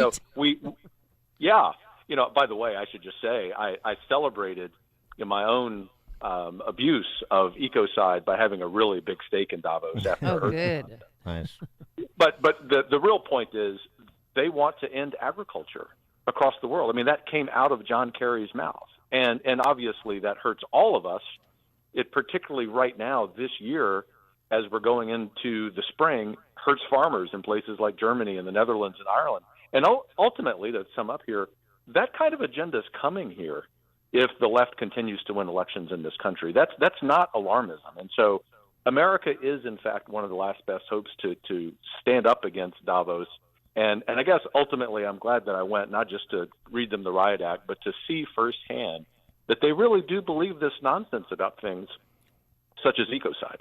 Well, when you were speaking, what was their reaction in the crowd? Like, what kind of facial expressions were they making? A lot of crying. Oh, Amy, it was glorious. They were, there were audible gasps anytime I talk about climate change or China. And one guy, one European guy in some skinny jeans just had a total meltdown in the front row. It was glorious. That was no European in skinny jeans. That was John Kerry, Kevin. So if only. Any reflection on the migrant issue among the elites there? Anybody noticing what's happening in Western Europe and the Western world, and saying maybe the open borders paradigm is not the right one? Any conversations like that occur that you saw or heard? Well, there were conversations, but they were all defensive, and I'm glad you asked that question for this reason. They are the organizers of the World Economic Forum are realizing that they've got to back up a little bit, for example, on their ESG agenda. They're not going to back up on the climate change alarmism, but they realize that the reaction to the environmental social governance stuff has been very successful, so they're backing up. I think they will eventually back up a little bit on their embrace of the Chinese Communist Party. But to your question, they do not understand the backlash that's occurring because of migration. I mean, I had some sidebar conversations with some of the attendees just to ask that question, and they simply don't understand, A, the scale of the problem just in terms of social cohesion and economics, but they don't understand the political cataclysm that is going to befall any political movement, including the British Conservatives, for not addressing the problem. And I mean, frankly, just to be really blunt here, there's going to be political hell to pay on these elites in the coming years. Unfortunately, it's going to be after all this damage is done from open borders. Yeah, I mean, again, it's sort of like listening to people saying we should imprison farmers. I mean, so the protesting you see in the streets in places like Dublin, that has not made an impression on you? You think that's just a few right-wing extremists promoting white supremacy or something? I mean, is that what they think? That there's just like real regular people, our kind of people, have no concerns about this? I mean, are they able to read polling on this? I mean, it's not particularly obtuse how unpopular the open borders position is and how much chaos it's inflicted. Well, it ought to be pretty simple to them, but in fact, they believe that they can ignore it, and they can count on their allies in the media to help them ignore it, to obscure that these protests are happening. And when the news sort of penetrates the consciousness of average people in places like Ireland and the UK, they then, to your point, Dan, portray the reactions of being by people who really are like knuckle draggers. I mean, they think that it's impossible for someone who's reacting to these open borders to actually be a rational, thinking, normal human being. That's one of the biggest disconnects that exists, and that, frankly, I saw firsthand in multiple conversations there. Mm-hmm. One other point I thought was interesting. Emma Tucker, who's the editor-in-chief of the Wall Street Journal, in this roundtable about the media, essentially conceded that the legacy brands like her outlet, the Wall Street Journal, New York Times, you know which ones they are, the legacy brands don't have the sort of control over information flow that they used to have. Now, she said this, wistfully. She's not ecstatic about it, but she's telling the truth regardless, even if it's a truth she's not happy to confront. So that's some good news coming out of there too. I mean, it's good news, bad news. They recognize they don't have that control, but it's control they seek. And and so the next stage is the social media companies, the tech oligarchs, colluding with these legacy brands to try to marginalize other information outlets. That would be my fear. What's yours? Yeah, I think that's the precise fear, and they're even better at it. The tech oligarchs than are the Wall Street Journal and the New York Times. So that ought to be really concerning. And I'll tell you a story of the week prior to going to Davos. I was meeting with a couple dozen House Republicans here in D.C. about the way forward on the border and some bills. This is all connected to what you said. And one of them said, well, Kevin, I'm a little less worried about the tech oligarchs. And this is a good guy. And I said, well, I'm not sure why you would say that, because as we sit here, you're running for re-election. and they're 99 times you're 99 times more likely to have a fundraising email sent into a spam filter because of the tech oligarchs than a Democrat colleague. And I said, this is just one example, obviously just in the political sphere. The rest of us out here in kind of the normal world encounter this just utter condescension, including by Emma Tucker of the Journal, that they want to control us. And therefore, to sum up here, even though the Journal and the Times see that their influence over us is waning, to your point, Dan, they are leaning on their friends, the tech oligarchs, to continue to control us.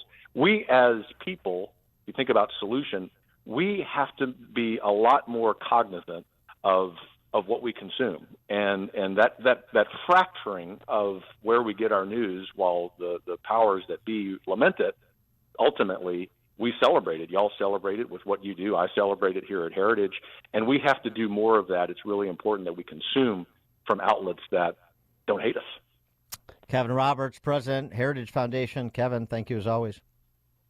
Thanks, Dan and Amy. Always a pleasure. Take care. Thanks. And he joined us on our turnkey.pro answer line. The stories you need to know to start your day.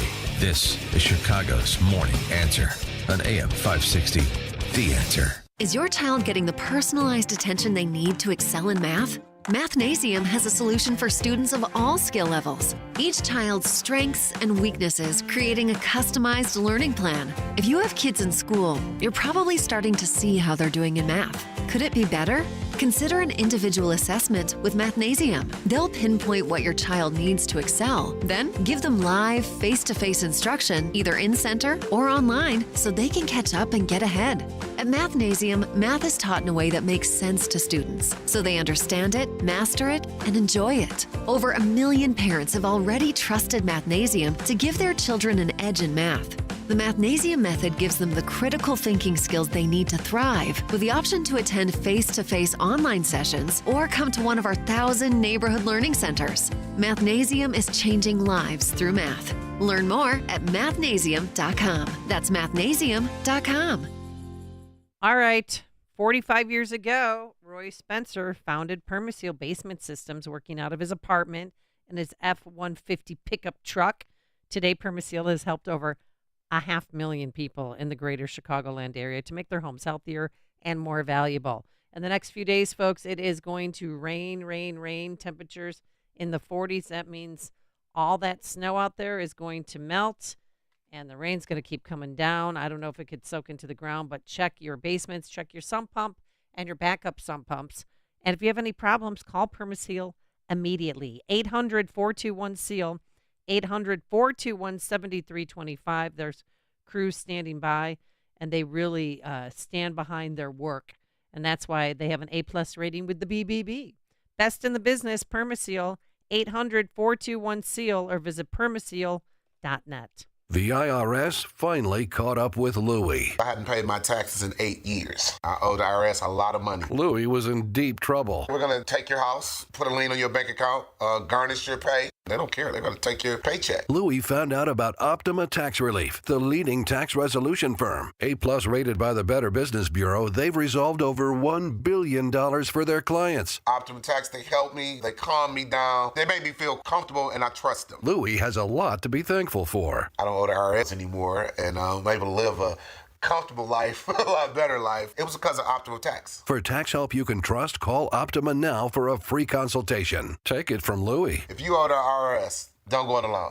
Give Optima Tax a call. They can help you. Call 800-965-1433. 800-965-1433. 800-965-1433. Optima Tax Relief. Testimonial from an actual client. Some restrictions apply. For complete details, please visit OptimaTaxRelief.com. Balance of Nature's fruits and veggies supplements, changing the world one life at a time. I'm always on the road driving, and I take care of people's dogs. I do feel a difference. And I'm always telling everybody about take Balance of Nature, take Balance of Nature. And the fiber and spice is really great. You know, sometimes when you're on the road all the time and you don't eat right and stuff, I take that, and it's wonderful. It's very good. Step into the new year with a new you. Start your journey to better health by calling 1-800-246-8751 or by going to balanceofnature.com and signing up as a new preferred customer to get 35% off your first order, plus a free fiber and spice supplement with free shipping and our money-back guarantee. Go to balanceofnature.com or call 1-800-246-8751 and get this exclusive holiday offer by using discount code CHICAGO. Relief Factor, pain relief that's natural, pain relief that works, and pain relief that attacks the source of the pain. That's the experience of tens of thousands of Americans who are taking Relief Factor right now. See their incredible video endorsements at relieffactor.com and then order your 3-week quick starter pack for just $19.95. That's less than $1 a day. Find out if it can work for you like it works for me by ordering your 3-week quick starter pack today. Relieffactor.com, relieffactor.com. Be the next success story. Laura Trump provides a fresh and honest perspective on the issues that matter to you on The Right View podcast. Now available on the Salem Podcast Network. The number of Americans, and I think this is part of the problem right now, the number of Americans getting their news from TikTok quadrupled in the past 3 years. It really kind of terrifies me for what is to come for this country. Subscribe to The Right View on Apple, Spotify, Google, YouTube, Rumble, or at SalemPodcastNetwork.com. Signature Bank is Chicago's fastest growing independently owned business bank. It's a bank where relationships still matter. Signature Bank knows your name and your story. I'm Dan Proft, and I know this because Signature Bank is my business bank. I'm Frank Vance, co-owner of Egan Vance Insurance Agency on Chicago's Northwest Side and a customer of Signature Bank. In my line of work, we pride ourselves on being there for our clients when they need it the most, and we recognize when someone does the same for us. As Egan Vance was expanding, we wanted to buy a much sought-after building in the neighborhood. We couldn't waste any time. I called Signature Bank, and that was all it took. I didn't have to talk to multiple people in siloed departments with multiple forms to fill out. One call did it all. As the one who was always looking out for my clients, it was a great change to know that my bank, Signature Bank, was looking out for me. Signature Bank is looking for their next success story. To learn more about turning your business vision into reality, visit signaturebank.bank. Signature Bank, helping local businesses succeed. Member FDIC, Equal Housing Lender. AM 560, The Answer. All right, coming up on Chicago's Morning Answer. At 7:37, we'll discuss migrants and a mob economy. We must be talking about Illinois, and we are. And we will with Ted Dabrowski from wirepoints.org, 7:37. Yeah. And Governor Pritzker and Mayor Johnson are at odds again. But now let's head into the newsroom. Here is Mike Scott. 7:31, 34 degrees. Freezing rain changing to mostly all rain throughout the morning. New Hampshire voters are heading to the polls today for the state's first in the nation primary. Fox's Mark Meredith has more from Littleton, New Hampshire. Election officials expecting 322,000 Republicans to vote in today's primary. But overnight, there were 6 voters who beat everyone else to the punch. This happened in the small town of Dixville Notch, a quaint resort community just about 20 minutes or so from the Canadian border. Former UN Ambassador Nikki Haley, she won Dixville Notch in a clean sweep, earning 6 of the votes, which were up for grabs. But former President Trump, he remains the front runner here in New Hampshire. Trump also still in a bitter war of words with his former UN Ambassador Nikki Haley. The polls going in today show Haley trailing Trump by only a few points, and we'll be looking to see if she gained any of the ground after Florida Governor Ron DeSantis dropped out of the race on Sunday. The Supreme Court is going along with the Biden administration's request to throw out a lower court ruling which banned federal agents from removing some of the razor wire that Texas had installed across parts of the southern border. Texas Senator Ted Cruz was angered by the court's ruling. When Joe Biden became president 3 years ago, he inherited the lowest rate of illegal immigration in 45 years. We had made incredible progress securing the border, and Joe Biden deliberately, systematically dismantled it. The ruling comes as House Republicans seek to impeach DHS Secretary Alejandro Mayorkas over mishandling the border. The mayor of normally sunny San Diego, California, declaring a state of emergency this morning. Torrential rains pounding San Diego. Rescue workers had to use boats to rescue at least 100 from flooded homes. Jury selection is underway in New York in a unique case. The trial of 2 men accused of killing Run DMC's Jam Master Jay. It's taken prosecutors over 2 decades to reach this point. The U.S. and U.K. together conducted airstrikes for a second time this month against Houthi targets in Yemen with the help of Australia, Canada, and the Netherlands. Dexter Scott King, the youngest son of Dr. Martin Luther King Jr., has died, according to family members and the King Center, confirming in a statement the 62-year-old died after a battle with prostate cancer. Drivers should plan on slippery morning roads in the Chicago area. A winter weather advisory is in effect until 9 a.m. A man suspected of shooting and killing 8 in Joliet fatally shot himself after a confrontation with law enforcement in Texas late on Monday. The suspect was located last night by U.S. Marshals near Natalia, Texas, where he took his own life with a handgun. The former vice president and chief operating officer of Rush Oak Park Hospital pled guilty Monday to defrauding that healthcare facility. According to the U.S. Attorney's Office, Robert Spadoni pleaded guilty on Monday to a federal charge for illegally pocketing more than $620,000 in hospital funds. Bulls laid an egg, losing to the Suns in Phoenix 115-113 after leading by 23 late in the third quarter. Last night in the NBA, a record that many thought would not be broken was broken as 76ers center Joel Embiid exploded for 70 points in a win over San Antonio, breaking the team record previously held by Wilt Chamberlain, who scored 68 in 1967 against our Chicago Bulls. College hoops, DePaul has apparently fired men's basketball coach Tony Stubblefield after 2+ years of work in Lincoln Park. 7:35 and a check of traffic and weather on the way next on AM 560. Mike Gallagher doesn't think Biden will make November. I can't believe that anybody thinks this guy has the stamina or the cognitive ability to get through this year, much less 4 more years after that. It's impossible. Go for it. If you think he's the guy, Joe Biden's going to be the future of the Democrat Party, knock yourself out. The Mike Gallagher Show, weekdays at 9, right before Dennis Prager at 11 on AM 560. The Answer. It's Reveille. DeSantis is out and Nikki Haley's campaign is over, whether or not she and her donors realize it. It's been Trump all the way from the moment he announced that he was running again. DeSantis looked like he had a shot, but it wasn't to be. The electorate is restless, and they want a fighter. They know Trump isn't perfect, but right now, he represents people who feel taken advantage of by the corporatists, globalists, and elitists running this country.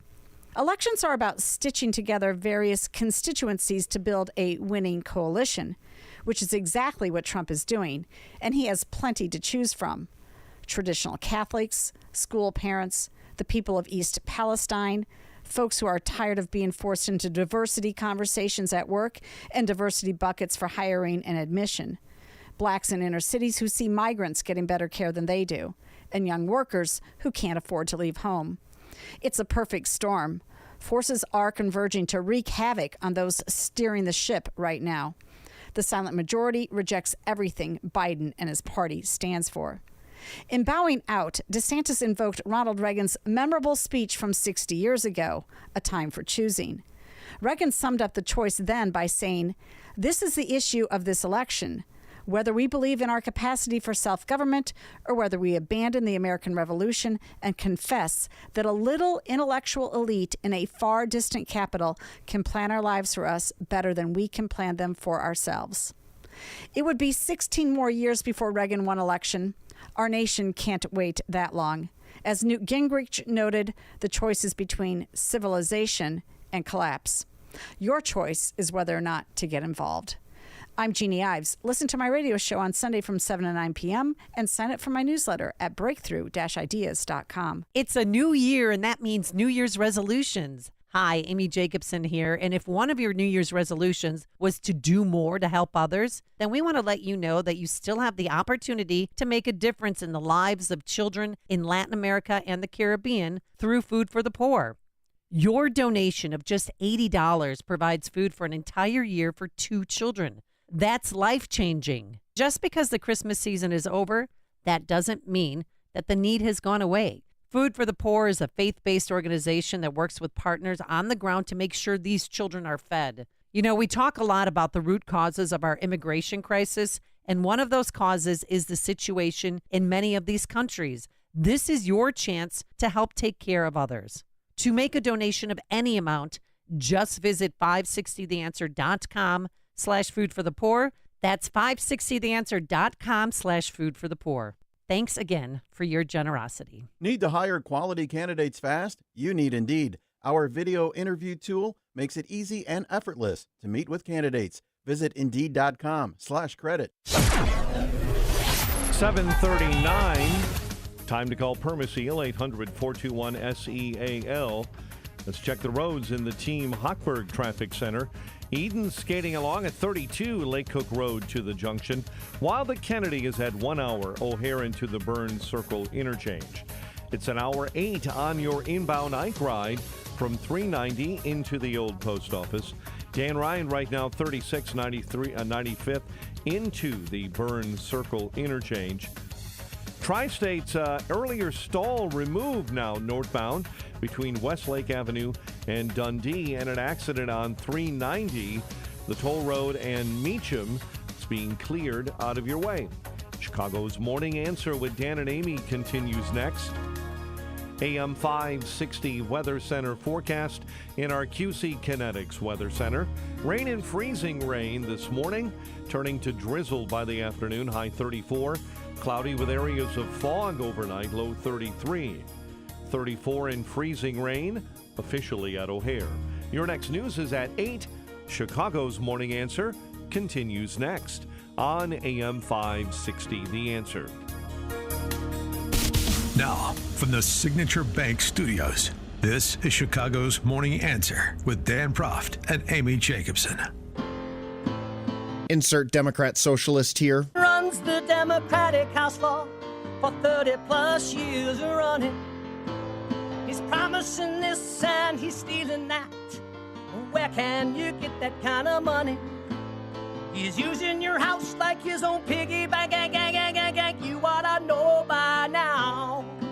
You can pay off your house here in Illinois, but you can never keep up with the taxes. Oh, how it's always been the plan to have a taxpayer pay, no doubt. Not a matter of if anymore, but when. You're moving out. I said, when you're moving out. Top of the morning, Dan and Amy. That theme music means it's time for our weekly confab with Ted Dabrowski, president of WirePoints, wirepoints.org, all things Illinois policy related.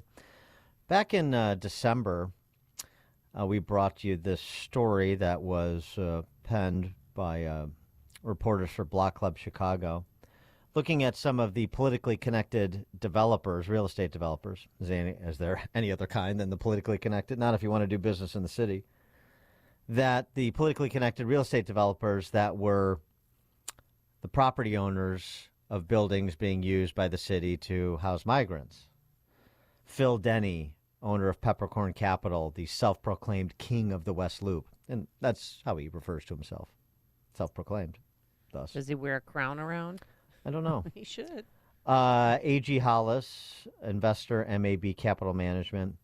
And Scott Goodman, founding principal of Fairpoint Development, also a leader of the team picked by the city to redevelop the Michael Reese Hospital site. So basically the gist of it, without getting too much into the numbers, is that the properties these guys own, they were receiving well above market rents for housing migrants, particularly in an environment where this just in, commercial office space is not exactly enjoying the salad days. So a little bit of new information on Scott Goodman, who apparently, this is Fairpoint, apparently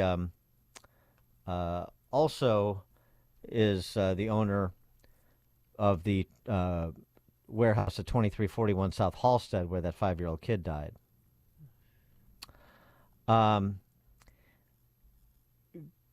Scott Goodman is charging the city of Chicago. This is some legwork that was done by a friend of mine. Goodman is charging the city of Chicago $60 a square foot to lease his property. To put that in perspective, the nicest office building in Chicago, Chicago River Point, is leasing at $53 a square foot. Oh, my goodness. The average price of an industrial lease in Chicago is $10 a square foot, and these properties are zoned as industrial. The city of Chicago is paying about $16.5 million a year for shelters to Scott Goodman. That's just one of them. That's just one of the guys. Prior to the lucrative city contract, the 3 industrial buildings sat unleased for 5 to 7 years. They were unleased for 5 or 7 years, and now they're under contract with the city at these prices. Well, who came up with those prices? That's exorbitant, ridiculous amount of money. 344 North Ogden. Yeah. 106,000 square feet, $6.3 million annually, the lease. 1308 North Halsted, 84,000 square feet, $5 million annually. 2341 South Halsted, 86,000 square feet, $5.1 million annually. Those are the leases. There's your $16.5 a year, just for those 3 properties. By the way, my friend also noted that Goodman, this politically connected real estate developer, failed to pay his 2022 property taxes of $180,000 at the shelter being used at 1308 North Elston. He had the money to do it, didn't he? He does now, or he will. How's the city? The question is, well, how's the city of Chicago renting from a landlord who's delinquent on his property taxes? Well, professional courtesy. Probably. That's where things are at in the city.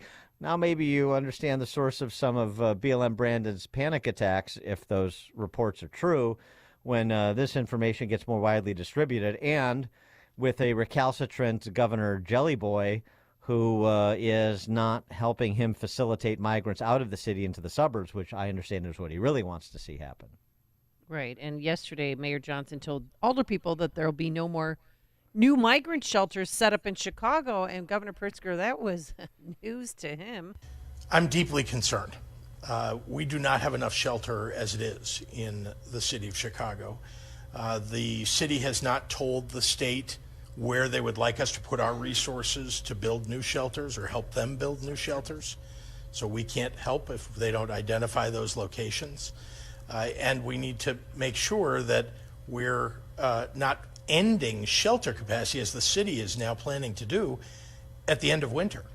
If you think this problem is going to end when the temperature warms up, it's not. We still need shelter for people. So I'm deeply concerned, and I'm hoping that at least the plan that I read this morning, actually in your column. So right hand's not talking to the left hand. But, Mayor Johnson rescheduled that migrant meeting with the Chicago mayors, Chicago area mayors. 275 originally invited. 30 showed up yesterday. They went from the United Center just to the mayor's office, and it was via Zoom. But no word yet on what was accomplished and if any suburban mayors agreed to take any migrants. Yeah, well, why isn't Jelly Belly helping out? I'm listening to the buck passing in that clip you just heard. Why isn't he helping out? Well, when I asked him that last press conference, I said, we have 102 counties. Why can't we spread this out? He's like, they've already been traumatized enough, Amy, these migrants, are put on buses where they don't know where they're going. I said, that's not true. They know exactly where they're going. But that was his, they're coming here. We don't want to disrupt their lives anymore. Yeah, that's all really interesting. The point is that what you're seeing happening is they're not getting along. BLM Brandon wants them to facilitate migrants out in the suburbs. He doesn't want to do it, so he's pretending like they have no look-see at the plans or the lack thereof going on in the city, and they're just sort of innocent bystanders. You're the governor. You got a regional problem. Whether they all get moved to the city or some peel off in the suburbs or whatever, you're the governor, big boy. Oh, I'm really concerned about this and I'm concerned about that. I could give a rat's ass about what you're concerned about. Your concerns don't amount to anything with respect to people's quality of life. So what are you going to do about it, big talker? Forget BLM Brandon for a second. Don't let Spalding get away with his routine again. BLM Brandon is an easy target. Aim at the bigger one. For more on this, Ted, thanks for joining us as always. Appreciate it. Hey, good morning, guys. Well, Pritzker says the migrant crisis won't end when it gets warm, and I think this battle between Pritzker and Johnson won't end anytime soon. I predict it's going to get a lot worse. You're right. Johnson is an easy target, but also Pritzker hates how Johnson does things, in my opinion. Pritzker's very competent in being incompetent. Whereas Johnson is just incompetent. So, Pritzker is competent at being incompetent. Yeah, that is a good way to put it. No, he puts this, I'm so earnest and I'm so concerned face on being the presider over a failing mob economy. He's tweeting out celebratory notes about the record sales in cannabis and the money coming in from the casino in the fiscal benefits of our bipartisan gaming bill coming to Danville, right? Gambling, abortion, payday loans, and drugs. And it's great. Drug sales are great. It's fantastic, and I'll tell you, I want to comment on the money you were talking about being spent on the migrant shelters. And this Scott Goodman, who I haven't followed him, but we're trying to do our homework on all this money being spent, and we've got some FOIA results coming in, and also just access to what the state publishes, and I think it's going to reveal some things. It's hard for us to pinpoint where this money goes, but there are these massive number of grants, right? So you're talking about all this millions of dollars that Pritzker's doled out. 160 million he's promised, plus all the health care spending and all that. We're well over $1 billion, right? Now. Yeah, right. Yeah, easy. I mean, easy. And but so you start opening up these, you start clicking, you start getting all these grants. God knows there's so much money flowing to all these different groups. We'll never know what the accountability of that was.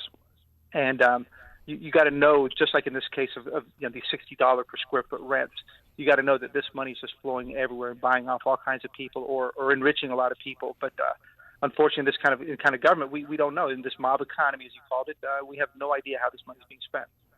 Well, here's where they want to go as well, too. This is talk about he's competent at being incompetent. I like that phrase, talking about Governor Spalding. The Department of Human Services is looking to cut $87 million in funding for individuals with intellectual and developmental disabilities. So let me understand something, and I can't believe this is a fight that Jelly Boy wants to pick. Probably just happening, unbeknownst to him. Sort of like whatever is happening below his belt is unbeknownst to him.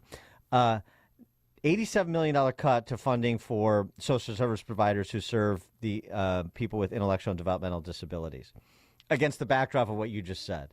More than $1 billion spent on migrants so far, and Jelly Belly standing before the docile Chicago press corps. Oh, I'm concerned about this, and he's got to give us a plan to see if we can invest more. We got to build more migrant, blah, blah. Right. All this, and then all the talk, as always happens. Are you listening, all you liberal magpies in the suburbs?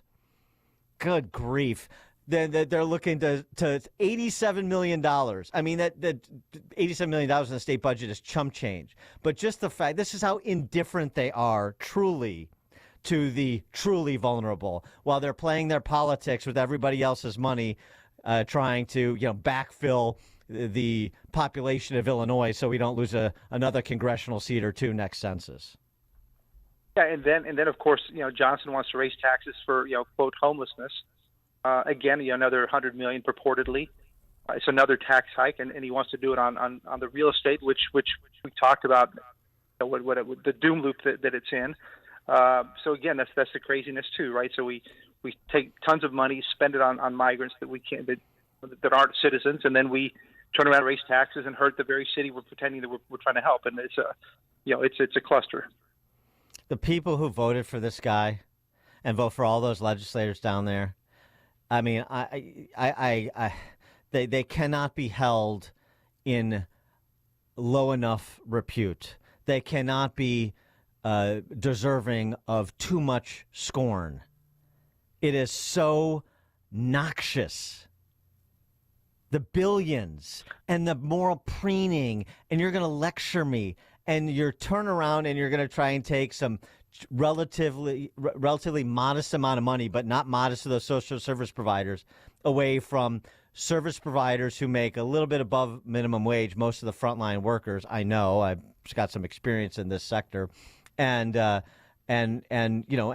doing, frankly, the work that the state has no capacity to do.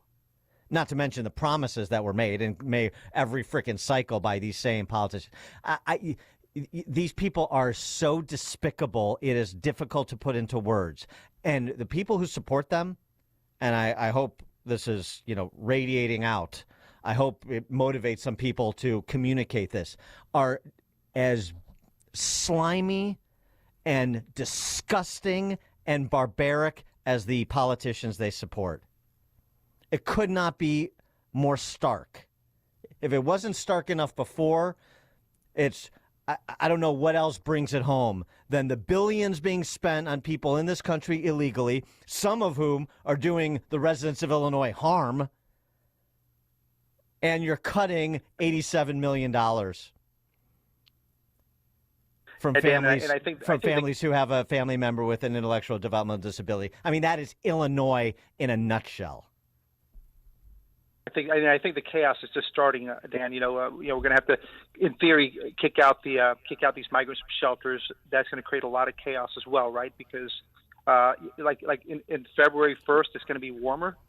They have no plan. They have no idea, and we'll just have to watch this kind of continue to kind of self-destruct. Well, I mean, look, I don't want Scott Goodman to lose his sweetheart leases. That's what's important. Yeah. Scum. Yeah, it's a good deal. Scum. These people. All right. On a happier note, how was your school choice event last night with Ian Rowe? Hey, Dan, we talk about a lot of the problems, but I tell you, it's really inspiring. Ian Rowe and what he's done in the South Bronx with school choice. He told us about taking on the unions. He told us about how they had 11,000 people march over, I forget which bridge, one of the big bridges. They've done a great job of motivating people to push back and fight back against the unions, something we haven't done a good enough job of here. Really inspiring. And then we also had Preston Kendall from Cristo Ray Schools and Jennifer Burns from Classical Consortium Academy. And I tell you, just to be with leaders, with innovators, with people who are not willing to lower the bar, who are willing to talk about faith and family and virtues in school, it felt really good. It was a great event. Ted Dabrowski, President of WirePoints, wirepoints.org, all things Illinois policy related. Thanks for indulging my ranting, Ted. Appreciate it. Thank you, guys. Thank you. And he joined us on our turnkey.pro answer line. Listen to Dan and Amy on your smartphone. Download the AM 560 mobile app today at 560theanswer.com/mobile. Hi, it's Randy Donnelly from Donnelly Auctions in Union, Illinois, and I want to talk to you about your unused basement rec rooms. We all had them back in the 60s and 70s with jukeboxes, pinballs, and slot machines, Coca-Cola signs, and even gas pumps. We all had a great time in those days, but fast forward, and I'll bet you haven't gone down there in years. That's where I can help by turning those items into cash through Donnelly Auctions. We have thousands of customers online eager to bid on your items, and it's easier than you might think. Just give me a call at 815-923-7000, and I'll make those items fit in your wallet. Look us up online at DonnellyAuctions.com to see all of the items that we can sell for you. Give me a call today at 815-923-7000. And don't forget to check out the Donnelly Auctions Hour, Saturdays at 1 o'clock on AM 560. Subscribe and check out the podcast too. I'm Randy Donnelly, and I'll see you at the auction. From New York Times bestselling author Eric Metaxas comes a riveting new film based on his book, Letter to the American Church, exploring the parallels between 1930s Nazi Germany, Mao and Stalin regimes, and the infiltration of cultural Marxism in America. The Christian Church's decision to stay out of politics undermines the very message of the gospel and its power to transform every sphere of human existence. Metaxas issues an urgent call: stay silent and abandon its mission of proclaiming liberty or stand up to the forces of evil that have enslaved our culture. My friends, anything Eric Metaxas does is worth knowing about. Join Eric and several leading voices of today as they explain how America and her church are at the precipice of destruction and send a clarion call to wake up and take action. Don't miss this film premiering on February 8th on Epoch Times TV. Visit lettertotheamericanchurch.com for more information. Letter to the American Church. This film is not yet rated. AM 560, The Answer. All right, coming up on Chicago's Morning Answer. We'll talk POTUS electoral politics with Scott McKay from the Hayride at 8:08. But now let's head into that newsroom. Here's Mike Scott. Drivers plan on more slippery roads this morning, and a winter weather advisory is in effect until 9 a.m.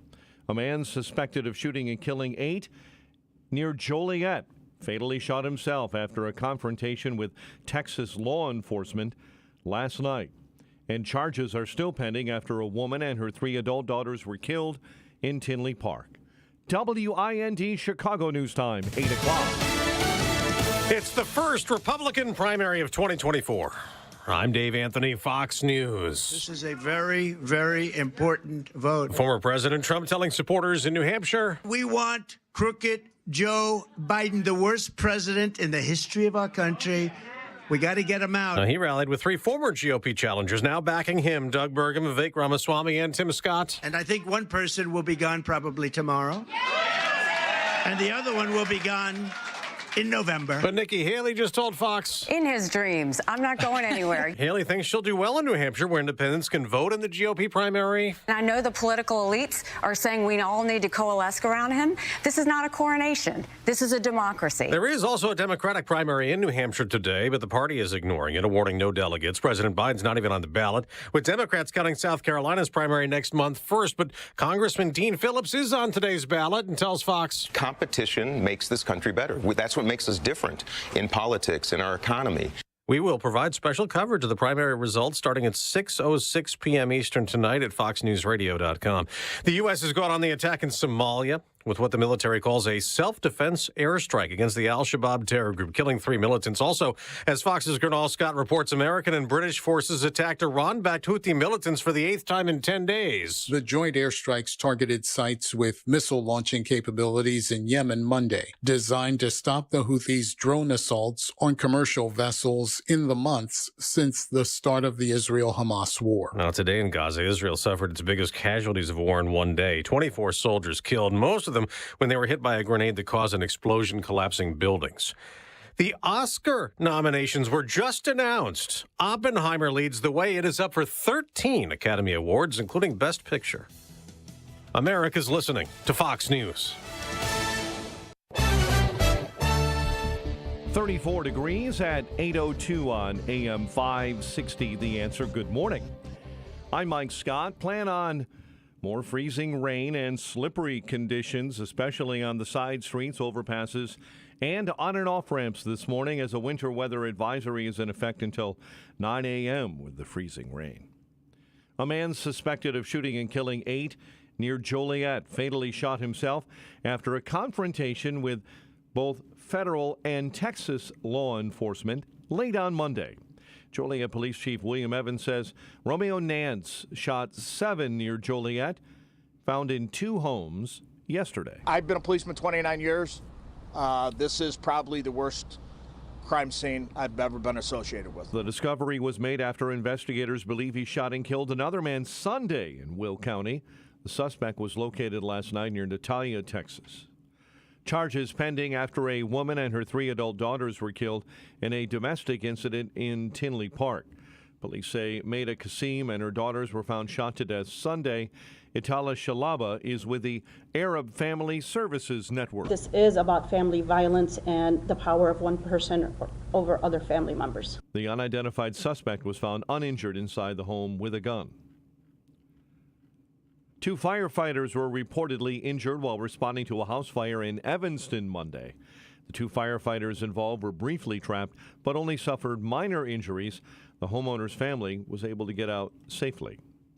Bulls laid an egg in Phoenix. They had a 23-point lead late, but lost to the Suns, 115-104. to 113.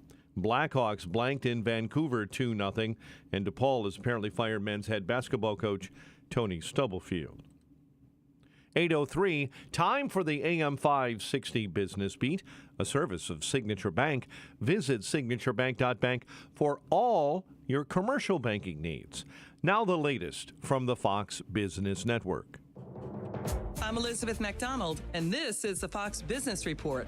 The merger of amusement park companies Six Flags and Cedar Fair is getting a closer look from regulators. The Justice Department is requesting more information about the deal. The two companies plan to combine in an all-stock deal worth roughly $2 billion. They believe the combination will help them to compete with Disney and Universal. General Electric shares are losing ground, even though the company's earnings and revenue top predictions. GE's forecast for the year is cautious. 3M also reported an upbeat quarter, but its outlook for the year is well below what Wall Street anticipated. 3M makes consumer products along with things for industry and healthcare. And Johnson & Johnson shares are lower after its guidance was disappointing. That's your Fox Business Report. I'm Jenny Coselda, invested in you. 8:05 and a check of traffic and weather on the way next on AM 560. Charlie Kirk sees trouble in Georgia. So Big Fani Willis goes after, and she hires Nathan Wade, her lover, to be the special prosecutor on the case. A private sector attorney brought onto the case to assist. Now, according to the complaint, this is all allegedly, I wouldn't be surprised if it's true, Wade has literally never prosecuted a felony before. The Charlie Kirk Show. Afternoons at 1, right before Sebastian Gorka at 3 on AM 560. The Answer. Is your local delivery provider unreliable? Do your same-day deliveries never get there the same day? Or has your delivery service left you out in the cold this winter? Then you need to know about the Delivery Authority. We are exceptional people that deliver flawless service. We are a logistics company based in Naperville that specializes in same-day, next-day, and final-mile deliveries. At the Delivery Authority, our account managers own the entire delivery process, from the pickup to final delivery, with real-time tracking that helps assure that your freight gets there safely, in good condition, and on time. And although we are a local company, our delivery footprint extends throughout the Midwest. So if you need a trusted local partner who can provide customized delivery solutions, on-time delivery performance, and hands-on customer service, then you need to call the Delivery Authority. Call us now at 630-893-7100. That's 630-893-7100. Or visit us online at thedeliveryauthority.com. That's thedeliveryauthority.com. Do you know that high blood pressure is the #1 risk factor for mortality? In fact, 1 in 2 adults have high blood pressure. That's a 50-50 chance you're a walking time bomb. But you, not Big Pharma, can take control of your blood pressure before it's too late with my friends at 120 Life. 120 Life is a blend of great-tasting superfruit juices that actually help lower your blood pressure. It's formulated with ingredients that have been shown to naturally control high blood pressure and are endorsed by thousands of health professionals. You can try it for yourself risk-free with their 2-week trial pack. Go to 120life.com and use the code NEWYEAR to save 20% and receive free shipping. They are so sure that 120 Life can noticeably lower your blood pressure in 2 weeks that they'll give you your money back if you're not satisfied. So you have nothing to lose but those high blood pressure numbers. Order now at 120life.com and remember to use coupon code NEWYEAR to save 20%. This is serious. It's your life we're talking about here. So hurry up. The offer ends January 31st. Texting enrolls you into recurring automated text messages. Consent not required to purchase. Message and data rates may apply. Hey, Dan, how you doing? Haven't seen you around the gym for a while. Yeah, I've really fallen off. Since I turned 40, I just don't get the results I used to get. Could be lower testosterone. Lower T? Yeah, I went through it a while back. Once you hit 40, your body has less free testosterone. I got Nugenix Total T, and it's made a huge difference for me. I've seen that ad on TV. Is it for real? Oh, yeah. The patented key ingredient is something called Testofen, which helps boost free and total testosterone levels to help you trim up and stay lean. And it's made a difference for you? Man, I feel like I'm in my 20s again. At work, in the gym, and in the bedroom. Are they still giving out complimentary bottles for people to try it for themselves? Yeah, you just need to send them a text. Text ROCK to 42424 right now for your complimentary bottle of Nugenix Total T, the #1 selling testosterone booster at GNC. Plus, text now and we'll include a bottle of Nugenix Thermo, our most powerful fat incinerator ever, to help you get back into shape fast. Absolutely free. Text ROCK to 42424. That's ROCK to 42424. It's 8:08. Let's get an update on the roads. Team Hochberg Traffic Center time. Stop-and-go traffic on the Edens inbound between Cicero and the junction. Right now, 31 minutes into the junction from Lake Cook Road. Outbound, 40 minutes to Lake Cook Road from the junction. 75 on the inbound Kennedy from O'Hare into the Burns Circle interchange. Just heavy and slow traffic. However, on the Ike, there's an accident. Car in the ditch inbound between I-355 and Mill Road. Stevenson inbound. Jam solid from Ashland into the Ryan merge. Outbound, an accident at LaGrange Road. Chicago's Morning Answer with Dan and Amy continues next. Now your official Chicagoland weather forecast in our QC Kinetics Weather Center. Here's Steve Williams. A winter weather advisory this morning, a slippery commute, rain and some freezing rain, turning over to all rain by afternoon. The high today 34, clouds and fog tonight, low 33. Rain mainly early tomorrow, the high at 40. I'm Steve Williams on AM 560, The Answer. Freezing rain and 34 still falling at O'Hare. Your next news update is at 8:30. Chicago's Morning Answer continues next on AM 560, The Answer. Now, from the Signature Bank Studios, this is Chicago's Morning Answer with Dan Proft and Amy Jacobson. This is Chicago's Morning Answer with Dan Proft and Amy Jacobson on AM 560, The Answer.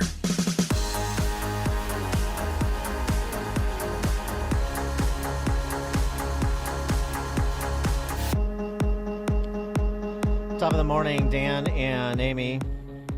More the hijinks from that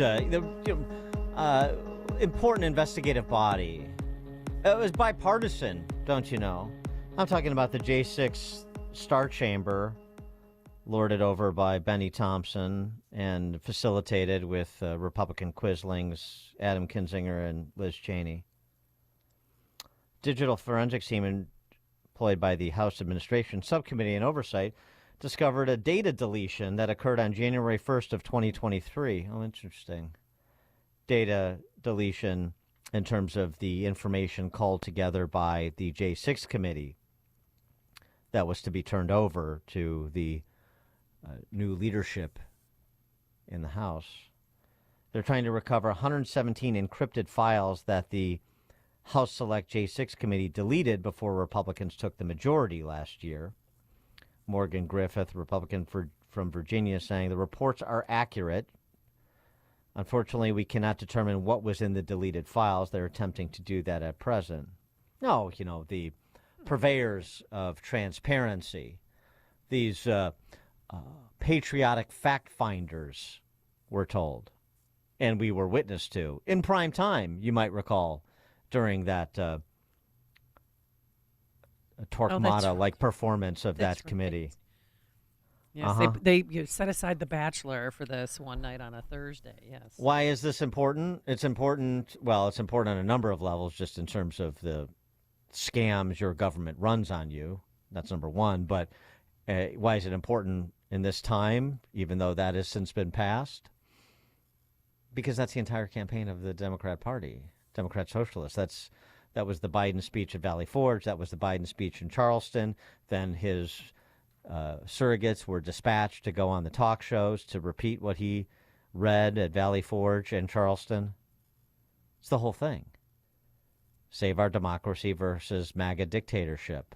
And the J6 committee is supposed to be the part of the evidentiary body that compels your support for Joe Biden, the American people's support for Joe Biden, to prevent this insurrectionist crowd from seizing control of the federal government and ending a representative republic. That's the line they're selling.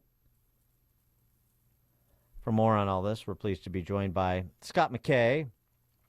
Scott, of course, is the publisher of The Hayride. He's also a contributing editor at American Spectator, and author of Racism, Revenge, and Ruin, which focuses on our very own native son, Barack Obama. Scott, thanks for joining us as always. Appreciate it. Dan, Amy, it's always a pleasure, and today is no exception. Today is a primary day in New Hampshire. How exciting. What do you anticipate will happen today and then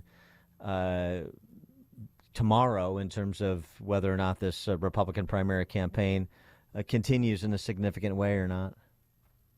Well, there's a Suffolk poll out, and I guess it's a tracking poll, and it has Trump at 60 and Haley at 38. I think that might be a little high for Haley, except I know there's going to be a lot of Democrats who cross over and vote in that primary. And that's going to, I think, inflate the amount of support that Haley has. I don't know what she's going to do, maybe mid-30s, I guess. And that probably is enough to keep her going, at least for a little while longer. But what I would expect is once we get into the closed primaries, which you start to see after South Carolina, it's gonna be really patently obvious that Haley is not a factor of any great note within the Republican primaries, and I think at that point the money will dry up and she'll have to get out. You know, she had 19% in Iowa, and she had to get Democrat crossover votes to get that. And she spent more money in Iowa than anybody else, which should tell you something. I don't think she has much of a constituency within the party. I think her constituency is the mainstream media, which is what Mitt Romney and John McCain's constituency was.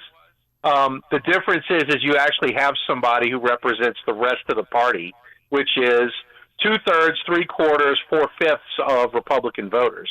So sorry for interrupting, but the South Carolina primary is about a month away. So you think she's going to last even if she loses, which she's going to come in second place, obviously, at a 2-horse race. She'll stay in it until after South Carolina? I mean, she might not, but she's going to have the money to do that.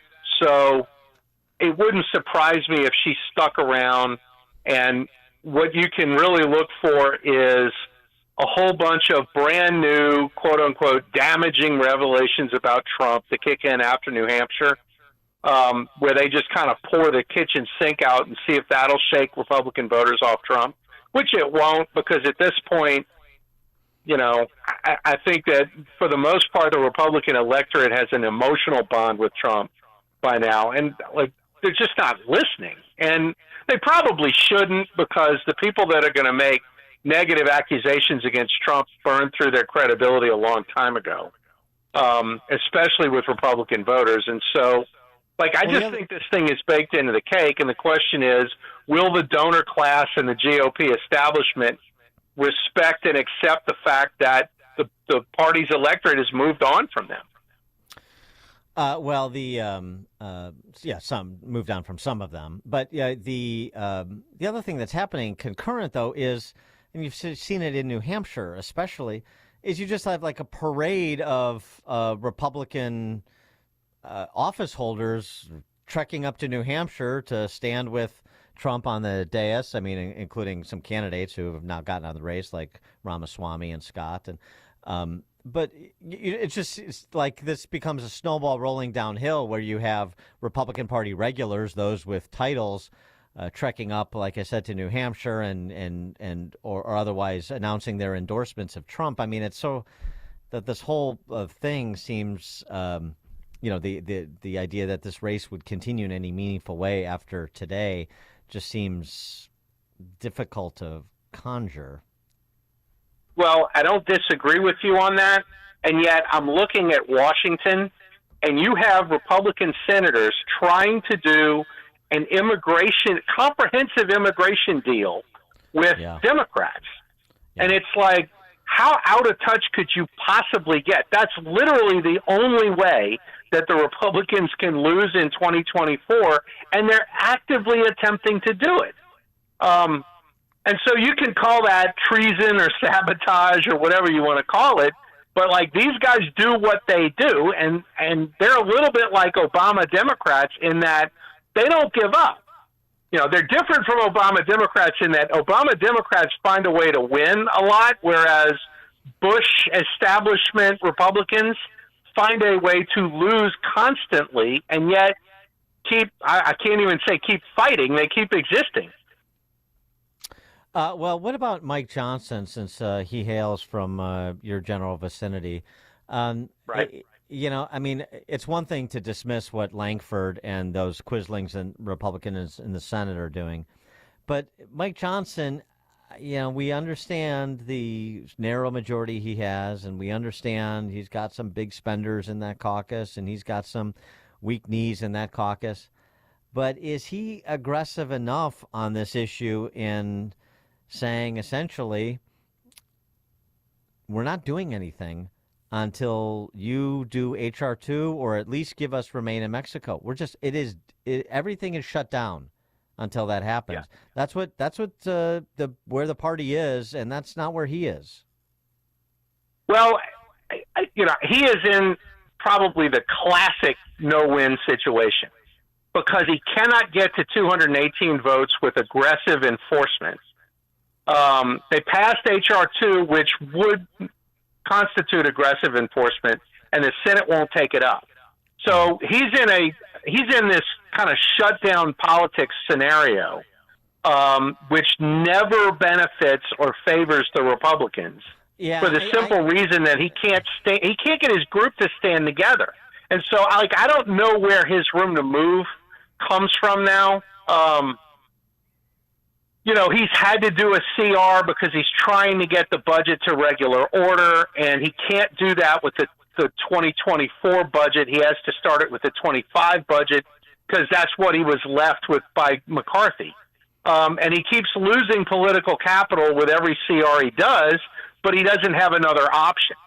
And then you have this, the Ukraine funding and the border and all this kind of stuff, and he's getting absolutely no help whatsoever from Mitch McConnell, which he has to have, because if the Republicans in the Senate sell out to Schumer, then Johnson's all alone with basically half of the House. And his negotiating leverage is nil, so he can stand on principle and nothing happens, and the flow of migrants across the border just keeps on going. So I don't know that there's any fix for any of this until after the 24 election, if then. Well, Abbott should take all the illegals that are coming into his state and send them to D.C., Delaware, or the steps of the Supreme Court. You're like, okay, you wanted this. Exactly Here right. you go. No. What are you going to do now? No, it's not exactly right. No, it's not exactly right. What he should do is Mike Johnson should stand on principle, like you just said, and those migrants should be sent to members of his caucus who are unwilling to go to the mat on this. That's what should be happening.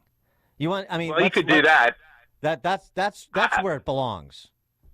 Well, I had an American Spectator column this morning that said exactly that. If you turn D.C. into a giant refugee camp and they're housing people in all of the clubs and hotels and apartment buildings where members of Congress are, you might actually get a little bit of movement on this issue, because generally speaking, Washington simply is not listening on this. And I think it's because they're more than happy to have regular Americans feel the pain of this, so long as they don't. And until you find a way to make these people feel their own pain as a result of their policies, you're not going to get any solution to this at all. But we do know that, sending migrants to Martha's Vineyard and Chicago and some of these other places, that actually does get people's attention. So I think they do need to go to Washington from now on. Put a big white tent on the mall. Yeah, and they sent him to Kamala Harris's front steps, and that doesn't move the policy. You're not going to move the open borders crowd because you're not their constituency, and they don't care. I mean, how much clearer could that be? But Republicans, what they do a terrible job at doing, per what's happening with the Senate right now, as you were just describing, and what frustrates people about Republicans, I'll speak for myself, I know it in a Republican Party that destroyed itself in my home state of Illinois, is policing themselves. It's easy to do the whole Brandon Johnson and Pritzker and Eric Adams and Hochul and on down the line. How about the enemies inside your perimeter? How about when you have the majority in the House, as the Republicans do, you say, look, this is a red line to borrow a phrase. And this is what we have to do. And if it costs me the speakership because we've got big spenders and open border sympathizers in the caucus, oh, well, then it does. But if we're ever going to stand on principle on something, this is the moment to do it. The other side couldn't be more upside down. The regular people in this country are finally focused on this because of what Abbott and to a lesser extent DeSantis have done. And so let's take advantage of it and let's demonstrate to the American people that there really is a choice and that it's not just a rhetorical one, that we're actually committed to this and we will go to the mat on this for them. That's what Trump would do if he was in office. I would love it if every member of that delegation would take to heart what you just said, because maybe you could get somewhere. But look, Mitch McConnell is the caucus leader for the GOP in the Senate, and he's half dead, okay? And the guy has done nothing but engineer defeats for the party since 2007, and those people over there do not have the stones to make a move on him and get rid of him.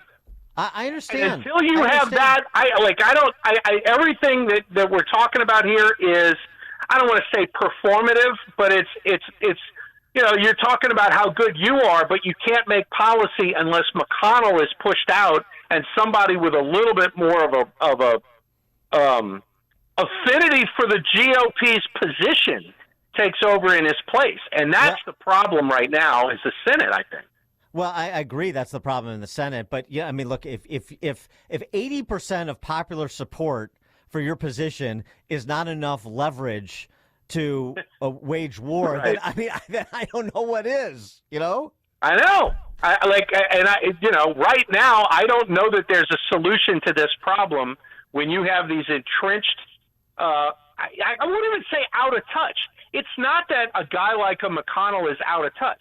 He's actively engaged in sabotaging his own voting base. Well, right. So send, this is my point. So, hey, Abbott, send migrants to Oklahoma. Send them to Jim Lankford's office. Send them to his hometown. Send them to his neighborhood. That's my point. Yeah. Now you're really cooking with fire.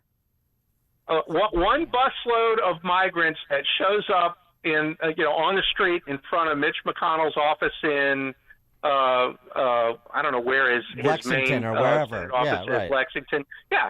And all of a sudden you're going to have certainly the whole state of Kentucky is going to go into a media frenzy mode. Exactly. And McConnell's got to say something from that. Problem is, you didn't elect a Republican governor over there, so you can't maximize it, because what will happen is, Andy Beshear is going to talk about how the Republicans don't care about the people of Kentucky and all this kind of stuff, and then it goes off in that direction. But I'd still do it. Sure, why not? It's one busload of migrants. It's a symbolic thing, and then send the rest to D.C. and drop them off at the whichever what is it, the Rayburn building that's where the Senate offices is? Drop them off there. Scott McKay, publisher of The Hayride, contributing editor, American Spectator, author of his new book, Racism, Revenge, and Ruin. Scott, thanks as always. Appreciate it. Thanks, guys. Have a good one. Thanks. You too. And he joined us on our turnkey.pro answer line. It's what Chicago is talking about. It's Chicago's Morning Answer with Dan and Amy on AM 560. The Answer. Hi, my name is Ryan Bourne. And I'm Danica Bourne. And we're the owners of South Coast Tax. We started our company 10 years ago in an effort to help our fellow Christians experiencing tax issues resolve their matters by taking a simple 3-step approach. South Coast Tax are Christian-based tax accountants and attorneys that specialize in releasing bank levies, wage garnishments, and filing complex tax returns. We are the leaders in acceptance of offers and compromise with awesome results. We're also a small firm who will treat you like family, not just a number. Call us today at 1-800-TAX-1176 for a free consultation, and we'll take the time to explain all of the programs that you qualify for in order to allow you a fresh start. Proverbs 15:22 says, "Plans fail for lack of counsel, but with many advisors, they succeed." Call us today at 1-800-TAX-1176, and together we can help achieve this goal by putting the IRS debt behind you for good. Again, that number is 1-800-TAX 1176. All right, you should always get a second, maybe even a third opinion when it comes to joint pain in your knees, your hip, your back, your elbows. Why? Well, you don't have to go under the knife. Introducing QC Kinetics. They can make it happen. No drugs, no surgery, no downtime. QC Kinetics is the regenerative non-surgical pain relief, and it is sweeping the country. You know, the future of pain treatment, folks, has arrived. Hundreds of board-certified QC Kinetic providers have treated tens of thousands of satisfied patients all over America, people with that back pain, hip pain, any pain associated with arthritis or an injury. This is not a Band-Aid. It's a revolutionary treatment that can get you moving again, so get your life back. Because when you're in chronic pain, you're not happy, and the people around you are not happy as well. And did we mention it's non-surgical?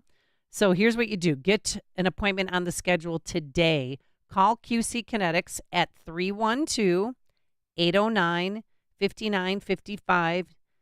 312-809-5955. Did I mention you could get a free consultation on the calendar today by calling this number, 312-809-5955. Is your child getting the personalized attention they need to excel in math? Mathnasium has a solution for students of all skill levels. Each child's strengths and weaknesses, creating a customized learning plan. If you have kids in school, you're probably starting to see how they're doing in math. Could it be better? Consider an individual assessment with Mathnasium. They'll pinpoint what your child needs to excel, then give them live, face-to-face instruction, either in-center or online, so they can catch up and get ahead. At Mathnasium, math is taught in a way that makes sense to students, so they understand it, master it, and enjoy it. Over 1 million parents have already trusted Mathnasium to give their children an edge in math. The Mathnasium method gives them the critical thinking skills they need to thrive, with the option to attend face-to-face online sessions or come to one of our 1,000 neighborhood learning centers. Mathnasium is changing lives through math. Learn more at mathnasium.com. That's mathnasium.com.